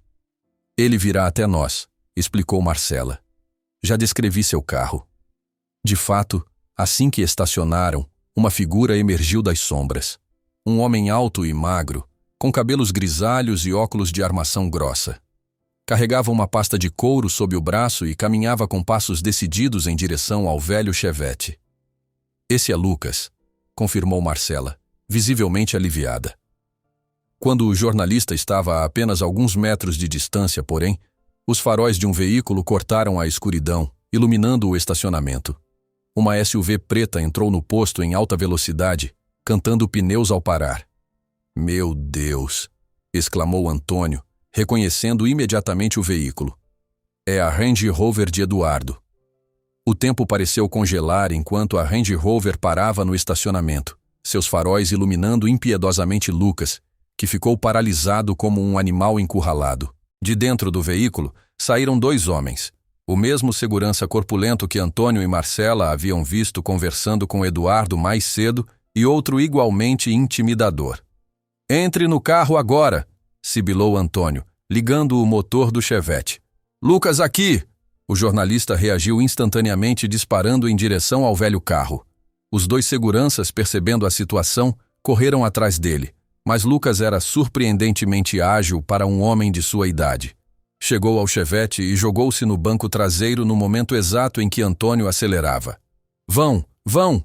Gritou Lucas, fechando a porta enquanto o carro já se movia. Antônio pisou fundo no acelerador, fazendo os pneus cantarem no asfalto. Pelo retrovisor, viu os homens correndo de volta para a Range Rover. Vocês conhecem esses homens? Perguntou Lucas ofegante. São homens de Eduardo Mendes, respondeu Marcela, agarrando-se ao painel enquanto Antônio fazia uma curva fechada, saindo do posto. Como ele nos encontrou tão rápido? O celular! Exclamou Antônio, subitamente compreendendo. Ricardo disse que Eduardo pegou o celular dele. Deve ter visto nossas mensagens. Marcela soltou um palavrão, um som raro vindo de seus lábios geralmente contidos. E o meu contato com você, Lucas, também não foi exatamente sigiloso. O jornalista, recuperando o fôlego, assentiu gravemente. Eduardo tem contatos em todo lugar. Bastaria uma ligação para o provedor de internet para rastrear a localização do seu acesso. Antônio acelerou pela estrada escura, o velho Chevette protestando com barulhos inquietantes contra a velocidade incomum. Pelo retrovisor, viu os faróis da Range Rover surgindo à distância, aproximando-se rapidamente. Não podemos competir com aquele carro, admitiu, apertando as mãos no volante. Ele vai nos alcançar em minutos. Vire à direita na próxima entrada, instruiu Lucas, apontando para uma estrada de terra quase invisível na escuridão. Conheço esta região. Há uma comunidade rural por ali onde podemos nos esconder. Antônio seguiu a instrução, virando bruscamente. O Chevette sacudiu violentamente ao entrar na estrada de terra, levantando uma nuvem de poeira. A manobra súbita pareceu surpreender os perseguidores, que passaram direto pela entrada, mas rapidamente perceberam o erro e começaram uma manobra para retornar. Isso nos deu alguns segundos de vantagem, comentou Marcela, olhando para trás. Mas não muito. O que exatamente vocês têm contra Eduardo Mendes? Perguntou Lucas, inclinando-se entre os bancos dianteiros. Na mensagem você mencionou um assassinato, evidências físicas? Marcela abriu a mochila e mostrou rapidamente o saco plástico contendo o relógio e a carteira. Eduardo assassinou um advogado corporativo que estava movendo um processo contra ele. Temos o relógio e documentos da vítima recuperados do local onde o corpo foi descartado. E temos fotos. Os olhos de Lucas se arregalaram por trás dos óculos. Carlos Monteiro? O advogado da Net Pharma? Sim, confirmou Antônio surpreso. Como você sabe? Ele desapareceu há 3 dias, explicou Lucas. A polícia está tratando como um possível sequestro, mas sem pedido de resgate até agora. A imprensa já está cobrindo o caso. E agora sabemos por que não houve pedido de resgate, disse Marcela sombriamente. Isso é muito maior do que eu imaginava, murmurou Lucas, uma mistura de horror e excitamento profissional em sua voz. Se conseguirmos conectar Eduardo Mendes ao desaparecimento de Carlos Monteiro, será o fim dele, completou Antônio. Mas primeiro precisamos sobreviver a esta noite. Os faróis da Range Rover reapareceram atrás deles, mais próximos agora. A estrada de terra, cheia de buracos e curvas fechadas, não permitia grande velocidade, mesmo para um veículo potente como aquele. Ali adiante, apontou Lucas. Depois daquela curva, há uma bifurcação. Tome o caminho da esquerda.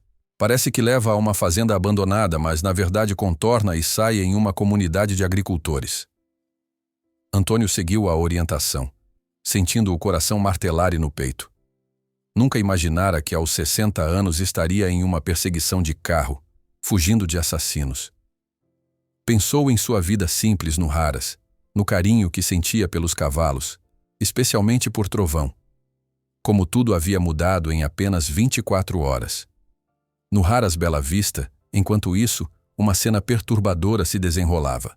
Eduardo havia deixado Ricardo sob a guarda de um de seus homens, enquanto ele próprio saíra em perseguição a Antônio e Marcela. Ricardo estava sentado na mesma cadeira, mãos amarradas atrás das costas, um corte no lábio indicando que a conversa havia escalado para violência física.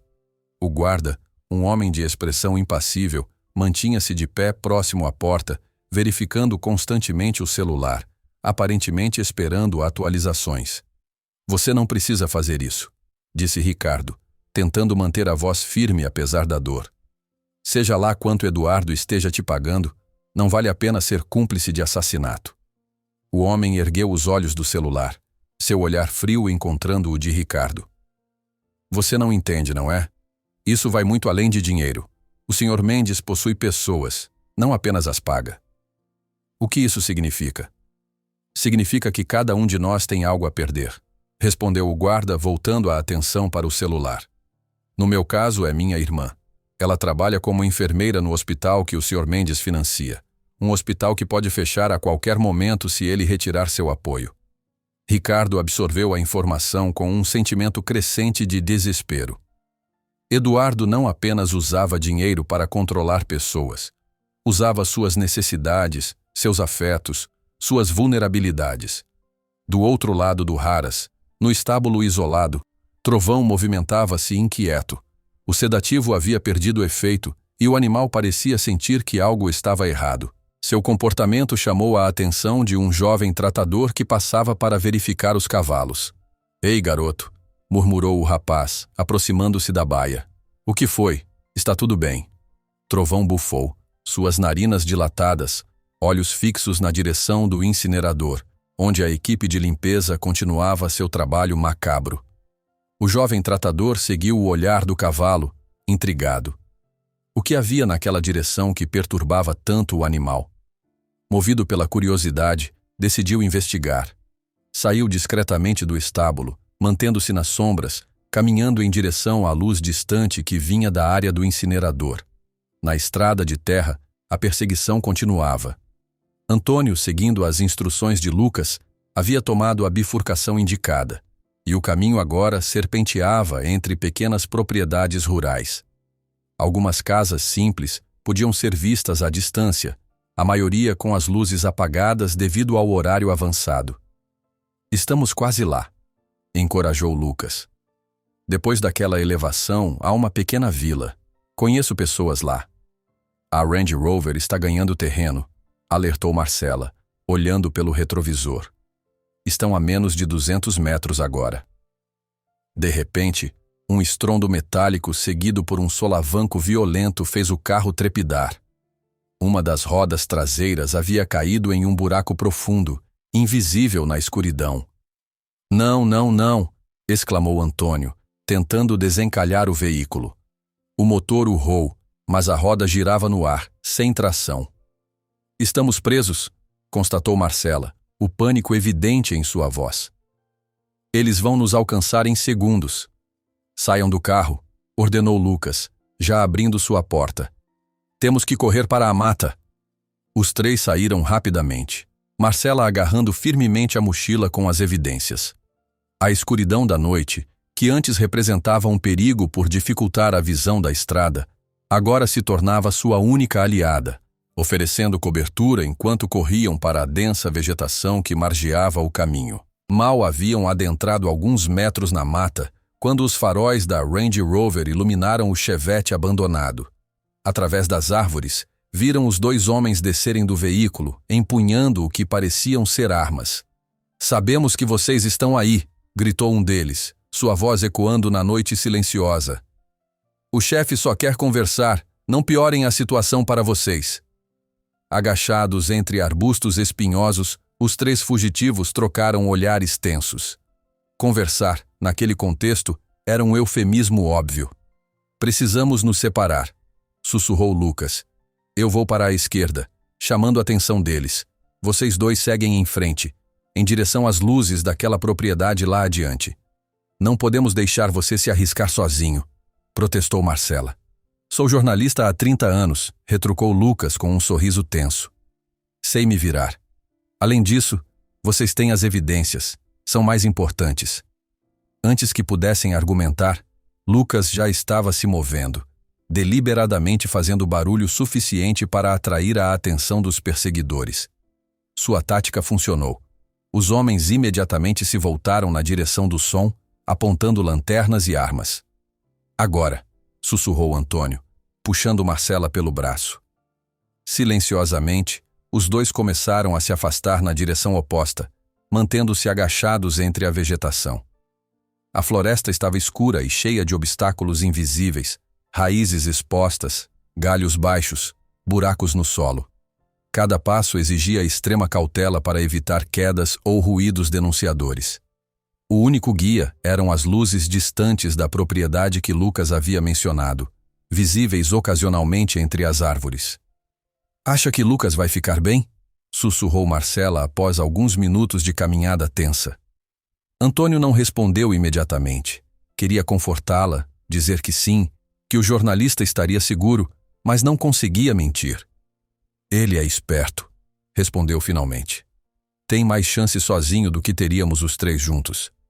Um tiro ecoou na distância, fazendo-os congelar momentaneamente. Depois, o silêncio voltou, mais pesado e ameaçador do que antes. "Precisamos continuar", urgiu Antônio, sua voz traindo o medo que sentia. "Se pararmos agora, tudo terá sido em vão." Com corações pesados, prosseguiram através da escuridão, carregando não apenas as evidências físicas de um crime hediondo, mas também o peso da responsabilidade por vidas que poderiam estar sendo perdidas por causa de sua descoberta. A mata densa dificultava o avanço de Antônio e Marcela. Galhos baixos chicoteavam seus rostos e raízes traiçoeiras ameaçavam derrubá-los a cada passo. O eco distante do tiro ainda reverberava em suas mentes, alimentando o medo que já corria solto em suas veias. Precisamos chegar àquela propriedade, sussurrou Marcela, indicando as luzes que piscavam entre as árvores, parecendo ao mesmo tempo próximas e inalcançáveis. Antônio assentiu, sentindo o peso dos anos mais do que nunca. Suas pernas protestavam contra o esforço incomum, e sua respiração estava cada vez mais difícil de controlar. Mas o medo de ser capturado, e o que isso significaria, oferecia o combustível necessário para continuar. "Quem você conhece lá?" perguntou, aproveitando uma breve pausa para recuperar o fôlego. "Ninguém", admitiu Marcela. Lucas disse que conhecia pessoas na vila, não necessariamente naquela casa específica, mas precisamos de ajuda, de um telefone, de qualquer coisa. Continuaram avançando, cada passo uma pequena vitória contra o cansaço e o terror. Finalmente, a floresta começou a se abrir, dando lugar a um terreno mais limpo. Um pomar, perceberam, com árvores frutíferas alinhadas em fileiras organizadas. "Estamos na propriedade de alguém", murmurou Antônio. "Precisamos ter cuidado. Numa área rural como esta, as pessoas costumam ter armas." "Prefiro enfrentar um fazendeiro desconfiado do que os homens de Eduardo", respondeu Marcela, tentando injetar um humor sombrio na situação desesperadora.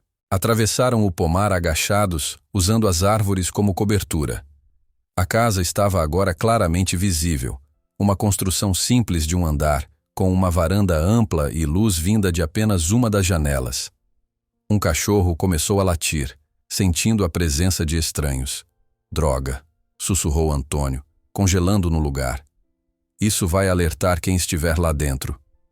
De fato, poucos segundos depois, a porta da frente se abriu e um homem idoso apareceu segurando uma espingarda. "Quem está aí?" gritou, iluminando o pomar com uma lanterna potente. "Identifique-se, ou atiro." Marcela e Antônio trocaram olhares rápidos. Não tinham escolha. Se continuassem escondidos, o homem poderia atirar primeiro e fazer perguntas depois. "Não atire!" gritou Marcela, levantando-se lentamente com as mãos para cima. "Precisamos de ajuda. Estamos em perigo." Antônio seguiu seu exemplo, erguendo-se com dificuldade, mãos trêmulas também no ar. "Por favor, senhor. Não somos ladrões. Estamos fugindo de pessoas perigosas." O homem manteve a espingarda apontada, mas a expressão em seu rosto enrugado oscilou entre desconfiança e preocupação. "Aproximem-se devagar, bem devagar." Obedeceram, caminhando com cautela em direção à casa, sempre com as mãos visíveis. Quando chegaram à luz que emanava da varanda, o homem finalmente baixou ligeiramente a arma. "Meu nome é Sebastião", disse ele, examinando-os com olhos penetrantes. "O que traz um velho e uma moça bem vestida para minha propriedade no meio da noite?" "É uma longa história", respondeu Marcela, decidindo que a honestidade era a melhor abordagem. "Testemunhamos um crime. Pessoas poderosas estão atrás de nós. Precisamos usar um telefone, chamar a polícia." Sebastião pareceu considerar a situação por um momento, então assentiu bruscamente. "Entrem, rápido." Uma vez dentro da casa simples mas bem cuidada, Sebastião trancou a porta e indicou que se sentassem à mesa da cozinha. Uma mulher idosa, presumivelmente sua esposa, observava a cena com olhos arregalados de preocupação. "Matilde, traga café para nossos hóspedes", pediu Sebastião, ainda segurando a espingarda, embora agora apontada para o chão. "E o telefone?" "Não temos muito tempo", urgiu Antônio, aceitando gratamente a xícara fumegante que Matilde lhe ofereceu. "Os homens que nos perseguem são perigosos. Encontraram nosso carro abandonado na estrada e devem estar procurando por nós." "Que tipo de crime vocês testemunharam?" perguntou Sebastião direto. Marcela abriu a mochila e colocou o saco plástico com as evidências sobre a mesa. "Assassinato", respondeu simplesmente. Eduardo Mendes, o dono do Raras Bela Vista, matou um advogado. Encontramos partes do corpo no incinerador da propriedade. Os olhos de Sebastião se arregalaram. Eduardo Mendes, o empresário, o benfeitor da região? O mesmo, confirmou Antônio. Por trás da fachada de respeitabilidade, ele esconde um assassino. Sebastião parecia atordoado com a revelação. Eduardo financia o hospital onde minha neta faz tratamento contra a leucemia, murmurou, mais para si mesmo do que para os outros. Marcela e Antônio trocaram olhares preocupados. A influência de Eduardo na região era profunda, afetando as vidas de inúmeras pessoas, algumas das quais, como Sebastião, tinham razões para serem gratas a ele. Entendemos que isso é difícil de acreditar, disse Marcela gentilmente. Mas temos provas, e se não conseguirmos levá-las às autoridades competentes, um assassino continuará livre. O velho fazendeiro permaneceu em silêncio por alguns instantes, claramente dividido. Finalmente, entregou o telefone fixo a Marcela. Ligue para quem precisar, mas estejam cientes de que a polícia local está na folha de pagamento dele, e o delegado é seu primo.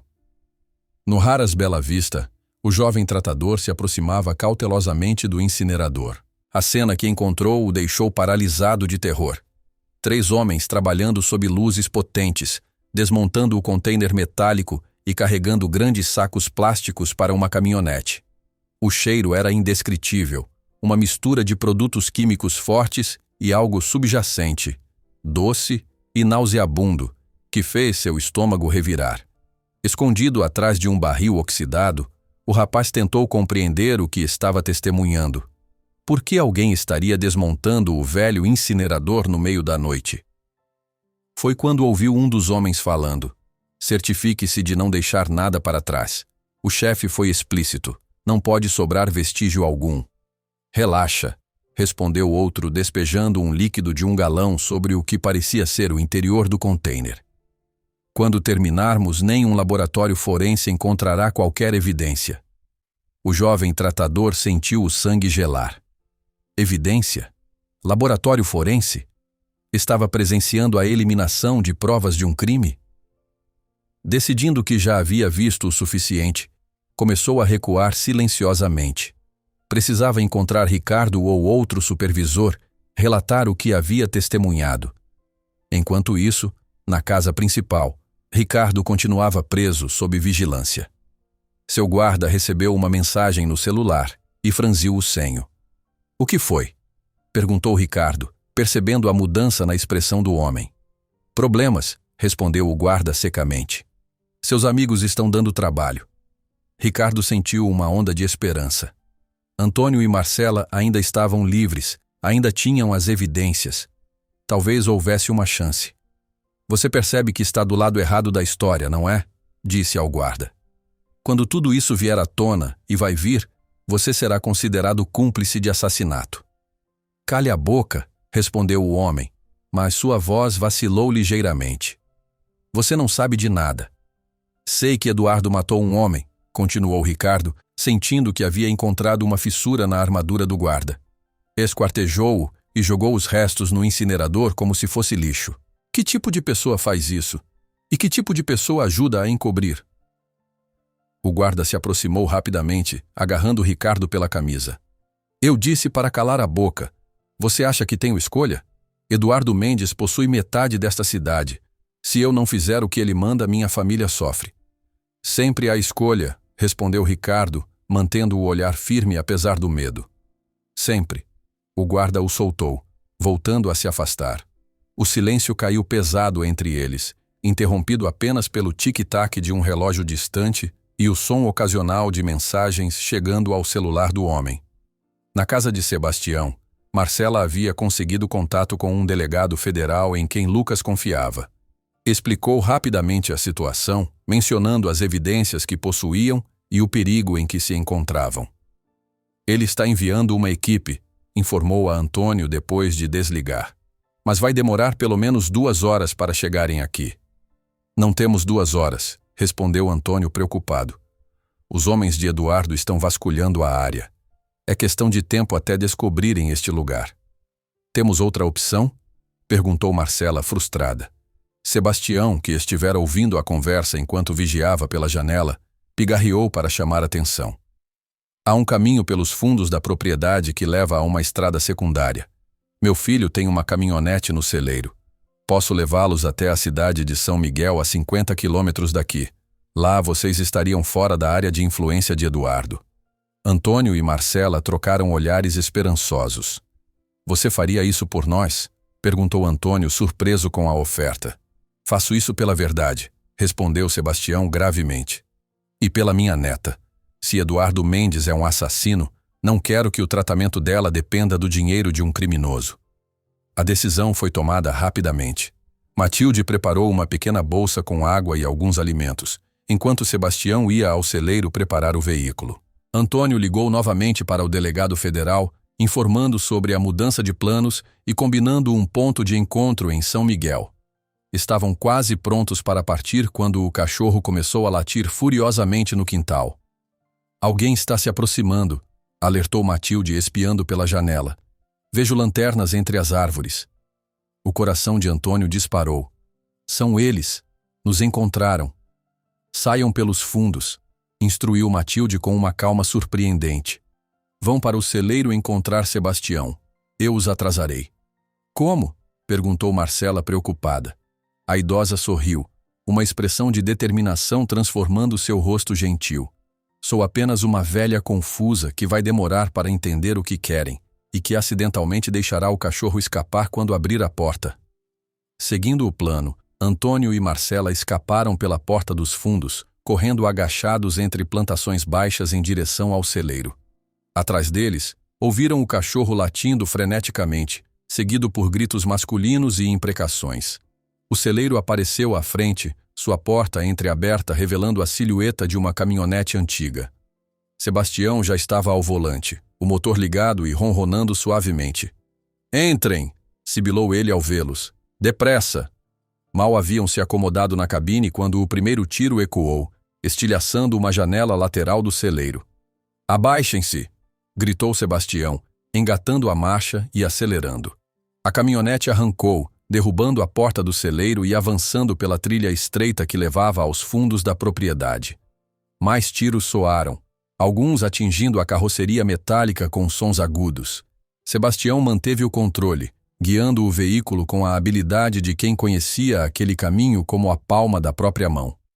"Segurem-se", advertiu momentos antes de fazerem uma curva fechada, deixando para trás a trilha principal e entrando em um caminho quase invisível entre árvores densas. Antônio olhou para trás, vendo os feixes das lanternas se agitando freneticamente, ficando cada vez mais distantes. "Acho que despistamos eles", disse, permitindo-se um suspiro de alívio. "Por enquanto", concordou Sebastião sem diminuir a velocidade. "Mas Eduardo Mendes não é homem de desistir facilmente, e ele tem recursos para continuar a busca." Marcela abraçou a mochila com as evidências contra o peito, como se temesse que elas pudessem desaparecer. "Só precisamos chegar a São Miguel, entregar isso ao delegado federal. Depois disso, estará fora de nossas mãos." "E quanto a Ricardo?" perguntou Antônio, o pensamento do amigo capturado pesando em sua consciência. "E Trovão?"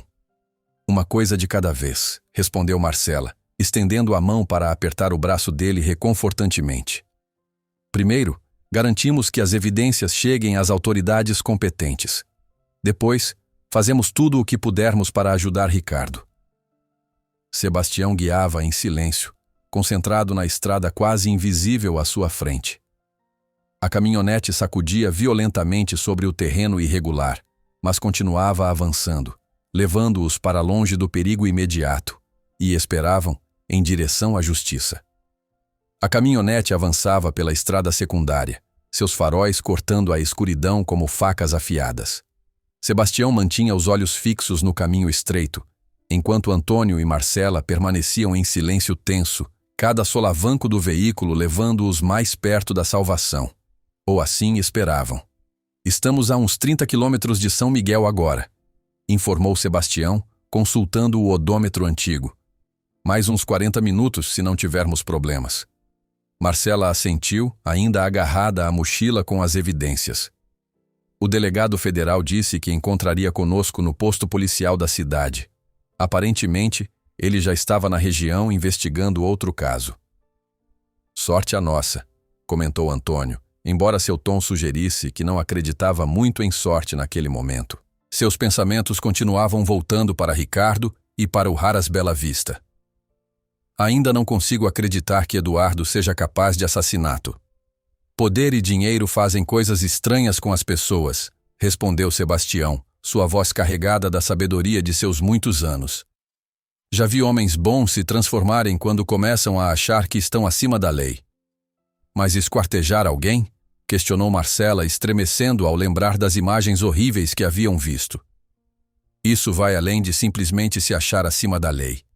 É monstruoso.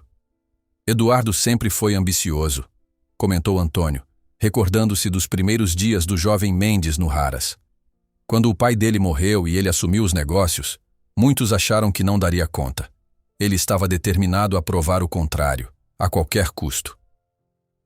Um silêncio pesado caiu sobre eles enquanto a caminhonete continuava sua jornada.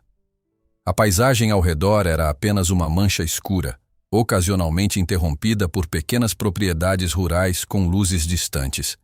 De repente, Sebastião diminuiu a velocidade, seus olhos apertados fixos no retrovisor. Tem um carro se aproximando rápido demais, alertou, sua voz tensa. Antônio e Marcela viraram-se ao mesmo tempo, vendo 2 pontos de luz crescendo rapidamente atrás deles. É a Range Rover? Perguntou Marcela, o medo evidente em sua voz. Não dá para ter certeza, respondeu Antônio. Mas seja quem for, está com muita pressa. Sebastião acelerou, fazendo o motor da velha caminhonete protestar ruidosamente. Vamos sair da estrada no próximo desvio, decidiu. Há um caminho que leva a uma pedreira abandonada. Conheço bem a região, podemos tentar despistá-los. O veículo atrás continuava se aproximando, seus faróis agora iluminando completamente o interior da caminhonete. Quando chegou a poucos metros de distância, não restava mais dúvida. Era a Range Rover de Eduardo Mendes. Eles nos encontraram, murmurou Antônio, o medo apertando seu peito como um torno. O desvio mencionado por Sebastião surgiu à frente, uma entrada quase invisível entre árvores densas. Com um movimento rápido, ele virou o volante, fazendo a caminhonete sacudir violentamente ao entrar no caminho de terra. A Range Rover não hesitou, seguindo-os imediatamente. O caminho se tornava cada vez mais estreito e acidentado, forçando Sebastião a reduzir a velocidade. Não vamos conseguir despistá-los assim, observou Marcela, agarrando-se ao painel enquanto o veículo saltava sobre pedras e raízes. Essa caminhonete não é páreo para o carro deles. Sebastião não respondeu, concentrando toda sua atenção na direção. Seus olhos idosos, conhecedores de cada curva e declive daquele caminho, buscavam uma vantagem, qualquer vantagem. A pedreira abandonada surgiu à frente, uma grande cicatriz na terra, paredes íngremes de rocha expostas cercando uma área plana coberta de pequenas pedras e equipamentos oxidados. Sebastião guiou a caminhonete até o centro da área aberta e então, surpreendentemente, desligou o motor. O que está fazendo? Perguntou Antônio alarmado. Não podemos superá-los em velocidade, explicou Sebastião calmamente. Então vamos tentar outra abordagem. Antes que pudesse elaborar, a Range Rover entrou na pedreira, seus faróis poderosos iluminando a caminhonete parada como um animal acuado. O veículo luxuoso parou a uns 20 metros de distância, o motor ainda ligado, ronronando como uma fera pronta para atacar. Saiam do veículo, ordenou Sebastião num sussurro. Há uma passagem entre aquelas rochas à esquerda. Leva a um túnel antigo da pedreira. Sigam por ele e chegarão a outra saída, a cerca de 1 quilômetro daqui. Continuem na direção norte e encontrarão a estrada principal para São Miguel. E você? Perguntou Marcela, horrorizada com a sugestão de abandoná-lo. Vou distraí-los, respondeu o idoso, sua determinação inabalável. Direi que peguei vocês na estrada, ofereci carona, mas vocês saltaram e fugiram quando vimos o carro se aproximando. Eles não vão acreditar, argumentou Antônio. Não precisam acreditar completamente, rebateu Sebastião. Só precisam duvidar o suficiente para hesitar. Dar a vocês tempo para escapar. Agora vão. A porta da Range Rover se abriu, e Eduardo Mendes em pessoa desceu, seguido por 2 de seus homens. Mesmo à distância e na penumbra, sua presença era intimidante, uma aura de poder e perigo emanando dele como uma onda física. Última chance, urgiu Sebastião. Vão, agora!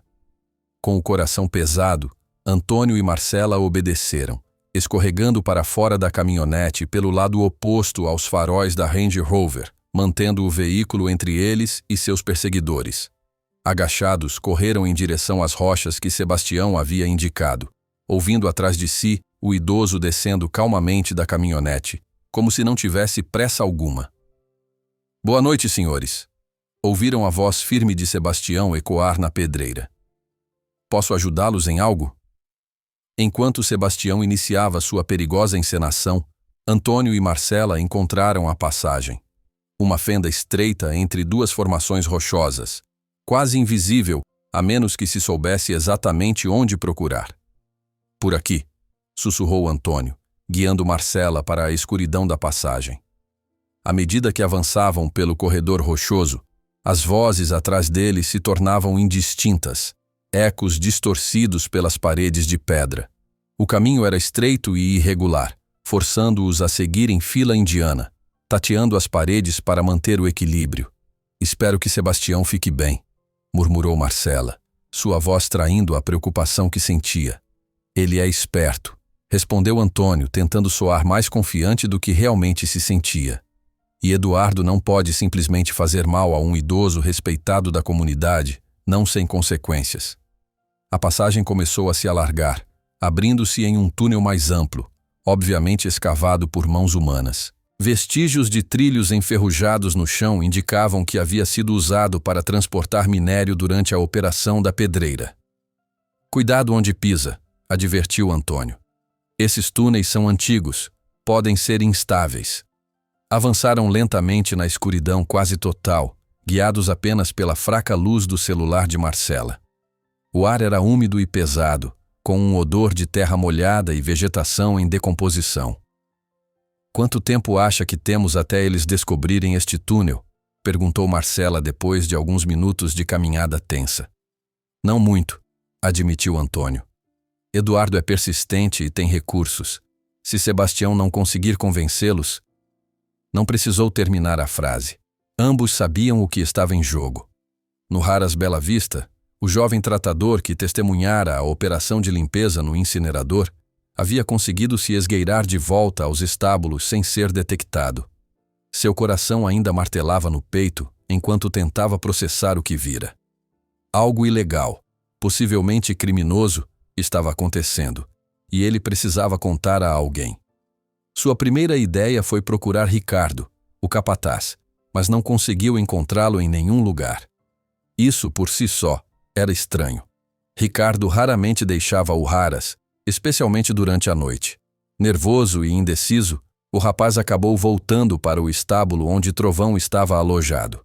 O cavalo parecia agitado novamente, movendo-se inquieto em sua baia, as narinas dilatadas, como se ainda captasse o cheiro que tanto o perturbara. Ei, garoto, sussurrou o tratador, aproximando-se do animal. O que está acontecendo aqui, hein? O que você sabe que nós não sabemos? Como resposta, Trovão relinchou baixinho, um som quase humano em sua expressividade. O jovem tratador sentiu um arrepio percorrer sua espinha. De alguma forma, aquele animal magnífico parecia compreender a gravidade da situação melhor que muitos humanos.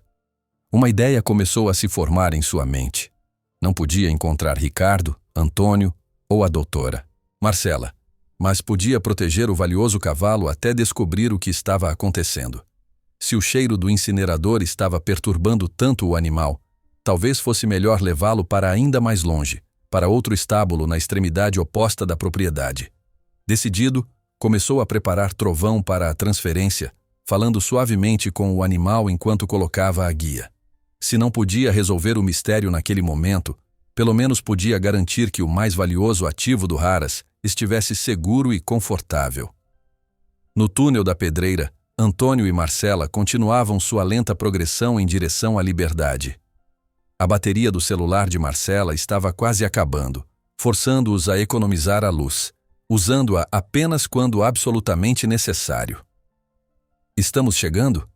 perguntou Marcela, o cansaço evidente em sua voz.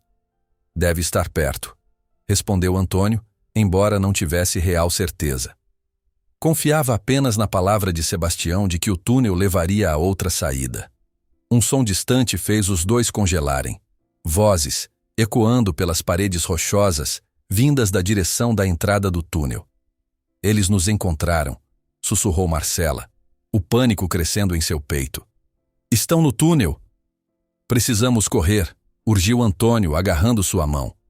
"Não há como nos escondermos aqui dentro." Aceleraram o passo tanto quanto a escuridão permitia, tropeçando ocasionalmente em pedras soltas ou depressões no chão irregular. As vozes atrás deles cresciam em volume, indicando que seus perseguidores estavam se aproximando rapidamente. Foi quando viram uma tênue luminosidade à frente, indicando o fim do túnel. Com renovada esperança, apressaram-se em direção à saída, ignorando a dor nos músculos cansados e o ar que queimava em seus pulmões. "Estamos quase lá", ofegou Antônio, puxando Marcela consigo.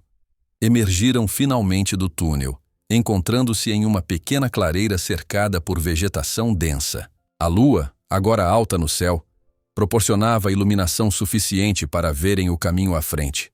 Uma trilha estreita subindo por uma encosta suave. "Para onde?" perguntou Marcela, olhando freneticamente ao redor. Antônio apontou para o norte, seguindo a orientação de Sebastião. "Por ali, temos que continuar."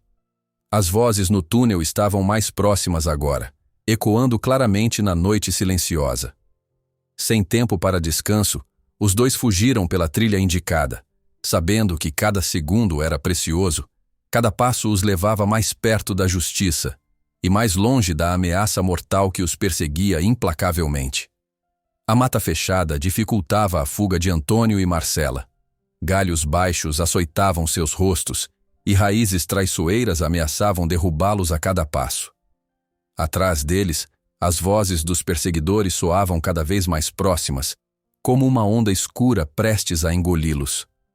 "Não consigo mais correr", ofegou Antônio, seu corpo de 60 anos protestando contra o esforço extremo. "Vá em frente, Marcela. Salve as evidências." "Nem pensar", respondeu ela firmemente, segurando o braço do velho tratador. "Vamos sair dessa juntos ou não saímos." Um facho de luz cortou a escuridão atrás deles. Lanternas, cada vez mais próximas. Não havia mais tempo para discussões. Reunindo forças que não sabia possuir, Antônio continuou avançando, guiado pela determinação férrea de Marcela. Depois do que pareceu uma eternidade, vislumbraram luzes à distância. A estrada principal para São Miguel, seu destino final. Um último esforço, e finalmente emergiram da mata, encontrando-se à beira do asfalto. "Ali!" exclamou Marcela, apontando para luzes de faróis que se aproximavam. Antônio sentiu um aperto no coração. Seriam mais homens de Eduardo? Mas suas feições se suavizaram ao reconhecer as cores e o formato característico de viaturas policiais. Com os últimos resquícios de energia, Marcela avançou para o meio da estrada, agitando os braços freneticamente. Os veículos diminuíram a velocidade e então pararam completamente. "Delegado Soares?" chamou ela, aproximando-se cautelosamente. Um homem alto e de ombros largos desceu da primeira viatura, seu rosto angular iluminado pelos faróis. "Doutora Marcela, recebemos seu contato. Estávamos a caminho do ponto de encontro." "Graças a Deus", murmurou Antônio, finalmente permitindo-se sentir o cansaço que dominava cada fibra de seu ser. Enquanto o delegado se aproximava, sons de agitação vieram da mata. Os homens de Eduardo haviam chegado à estrada também, apenas para se deparar com 3 viaturas policiais e meia dúzia de agentes federais armados. "Abaixem as armas! Polícia Federal!" gritou o delegado, sua voz retumbante cortando a noite como uma lâmina. Houve um momento de hesitação, seguido pelo som de armas caindo no asfalto. 2 homens emergiram da vegetação, mãos erguidas em rendição. Não havia sinal de Eduardo. As evidências, disse Marcela, abrindo a mochila e entregando o saco plástico com a carteira e o relógio ao delegado. E aqui estão as fotos que Antônio tirou do corpo. A vítima é Carlos Monteiro, o advogado que representava a empresa farmacêutica no processo contra Eduardo Mendes.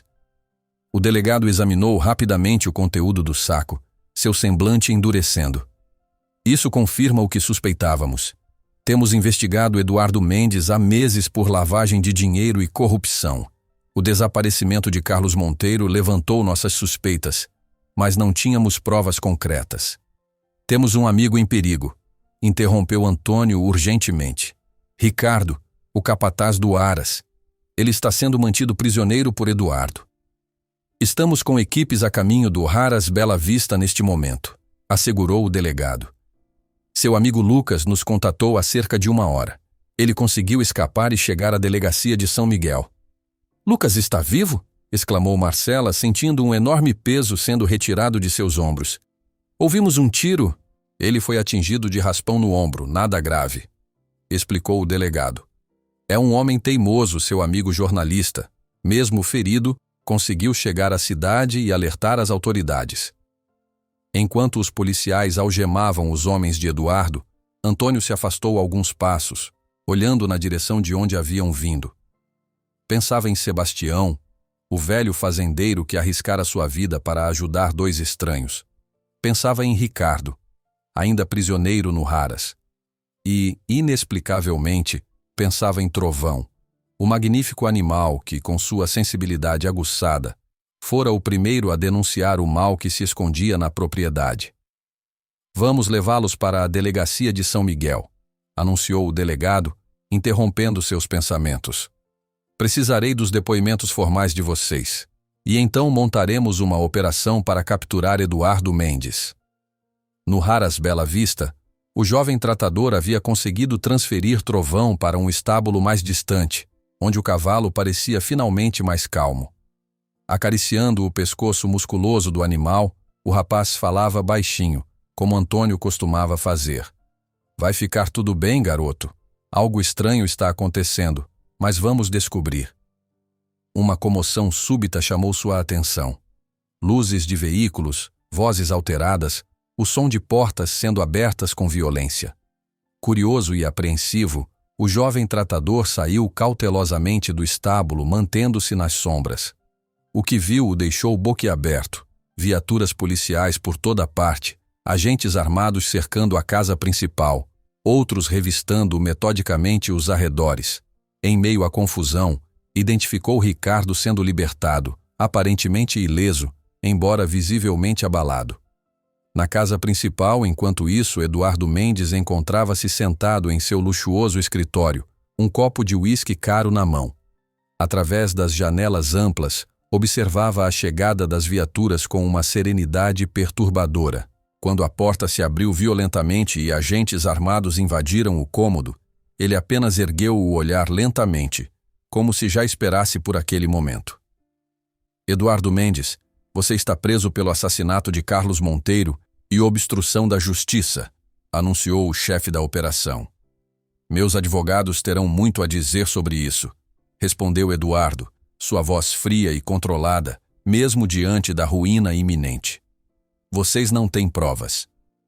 Temos mais do que você imagina, rebateu o agente, fazendo sinal para que 2 subordinados o algemassem. As evidências do corpo, o testemunho dos seus próprios homens, que já estão colaborando para reduzir suas penas, e uma análise meticulosa dos resíduos encontrados no incinerador, apesar das suas tentativas de eliminá-los. Pela primeira vez, a máscara de controle de Eduardo vacilou levemente. Seus olhos, antes frios e calculistas, revelaram um lampejo de choque. Além disso, continuou o agente, seu primo delegado também está sendo detido neste momento por obstrução da justiça. Parece que seu império começa a desmoronar, Sr. Mendes. Quando a manhã finalmente chegou, tingindo o céu com tons de rosa e laranja, Antônio, Marcela e Ricardo estavam reunidos na delegacia de São Miguel, exaustos mas aliviados. Seus depoimentos haviam sido registrados, as evidências catalogadas, e Eduardo Mendes estava agora em uma cela de segurança máxima, aguardando transferência para a capital. Ainda não consigo acreditar, disse Ricardo, segurando uma xícara de café entre as mãos trêmulas. Eduardo sempre foi implacável nos negócios, mas isso, assassinar alguém a sangue frio. O poder corrompe, comentou Marcela suavemente. E Eduardo tinha poder demais, por tempo demais, sem ninguém para impor limites. Como está Trovão? Perguntou Antônio, preocupação evidente em sua voz cansada. Um dos jovens tratadores o moveu para um estábulo mais afastado, respondeu Ricardo. Ele parece mais calmo agora, especialmente depois que a equipe de limpeza foi detida e o corpo foi devidamente removido pelas autoridades. Um silêncio pensativo caiu sobre o trio, cada um absorvido em suas próprias reflexões sobre os eventos extraordinários das últimas 48 horas. O que acontece agora? Perguntou Antônio finalmente. Com o Haras, quero dizer. O delegado me informou que os bens de Eduardo serão congelados durante a investigação, explicou Ricardo. Mas o Haras continuará operando sob supervisão judicial, pelo menos por enquanto. Os cavalos precisam de cuidados, e há muitos empregos em jogo. E quanto a Sebastião? Perguntou Marcela, lembrando-se do corajoso fazendeiro que os ajudara a escapar. Está bem, assegurou o delegado Soares, aproximando-se com uma pasta nas mãos. Nossos agentes o encontraram na pedreira. Eduardo o havia deixado lá, provavelmente não querendo complicar ainda mais sua situação com o sequestro de um idoso respeitado na comunidade. E Lucas? Perguntou Antônio. Recebendo atendimento médico, mas já fazendo perguntas para sua reportagem, respondeu o delegado com um sorriso cansado. É um homem persistente, seu amigo jornalista. 3 semanas depois, Antônio retornou ao Haras Bela Vista pela primeira vez desde a noite fatídica. A propriedade parecia diferente agora, não apenas pela presença ocasional de agentes federais ainda coletando evidências, mas por uma atmosfera mais leve, como se um miasma tivesse sido limpo do ar. Dirigiu-se diretamente ao estábulo onde Trovão estava alojado. O magnífico cavalo negro ergueu a cabeça ao ouvir seus passos, e Antônio poderia jurar que viu reconhecimento nos olhos inteligentes do animal. Olá, velho amigo, cumprimentou, aproximando-se para acariciar o pescoço musculoso. Sentiu minha falta? Trovão relinchou suavemente, empurrando o focinho contra a mão de Antônio num gesto quase humano de afeto. Você foi o primeiro a saber, não é? Murmurou o tratador. Sentiu o cheiro da maldade antes de qualquer um de nós. Enquanto continuava a acariciar o animal, Marcela se aproximou, trazendo consigo um exemplar do Jornal da Capital. Na primeira página, uma manchete em letras garrafais anunciava: Empresário Eduardo Mendes indiciado por assassinato, o império do crime desmorona. A justiça está sendo feita, comentou ela, um sorriso sereno em seu rosto. Graças a você, a mim, a Ricardo e a Trovão, completou Antônio, olhando com admiração para o cavalo. Nunca subestime a sabedoria dos animais, doutora Marcela. Eles enxergam coisas que muitas vezes ignoramos. E o que você acha que Trovão está vendo agora? Perguntou ela, observando o cavalo que, surpreendentemente calmo, olhava fixamente para os 2 humanos. Antônio sorriu, um sorriso genuíno que iluminou seu rosto marcado pelos anos e pelas experiências recentes. Acho que ele está vendo o futuro, doutora Marcela. Um futuro onde a verdade prevaleceu sobre a maldade, onde a justiça, mesmo que tardia, finalmente chegou. Trovão relinchou novamente como se concordasse, e pela primeira vez desde aquela noite fatídica, Antônio sentiu que o mundo havia voltado ao seu eixo, o mal havia sido exposto, os culpados estavam sendo punidos, e a vida, complexa, imprevisível, mas fundamentalmente boa, continuava seu curso. E no estábulo tranquilo, banhado pela luz dourada do final da tarde, um homem idoso e uma veterinária dedicada permaneceram em silêncio reverente ao lado de um cavalo extraordinário, unidos por uma experiência que jamais esqueceriam. A noite em que um saco preto no lixo quase mudou para sempre o destino de todos eles.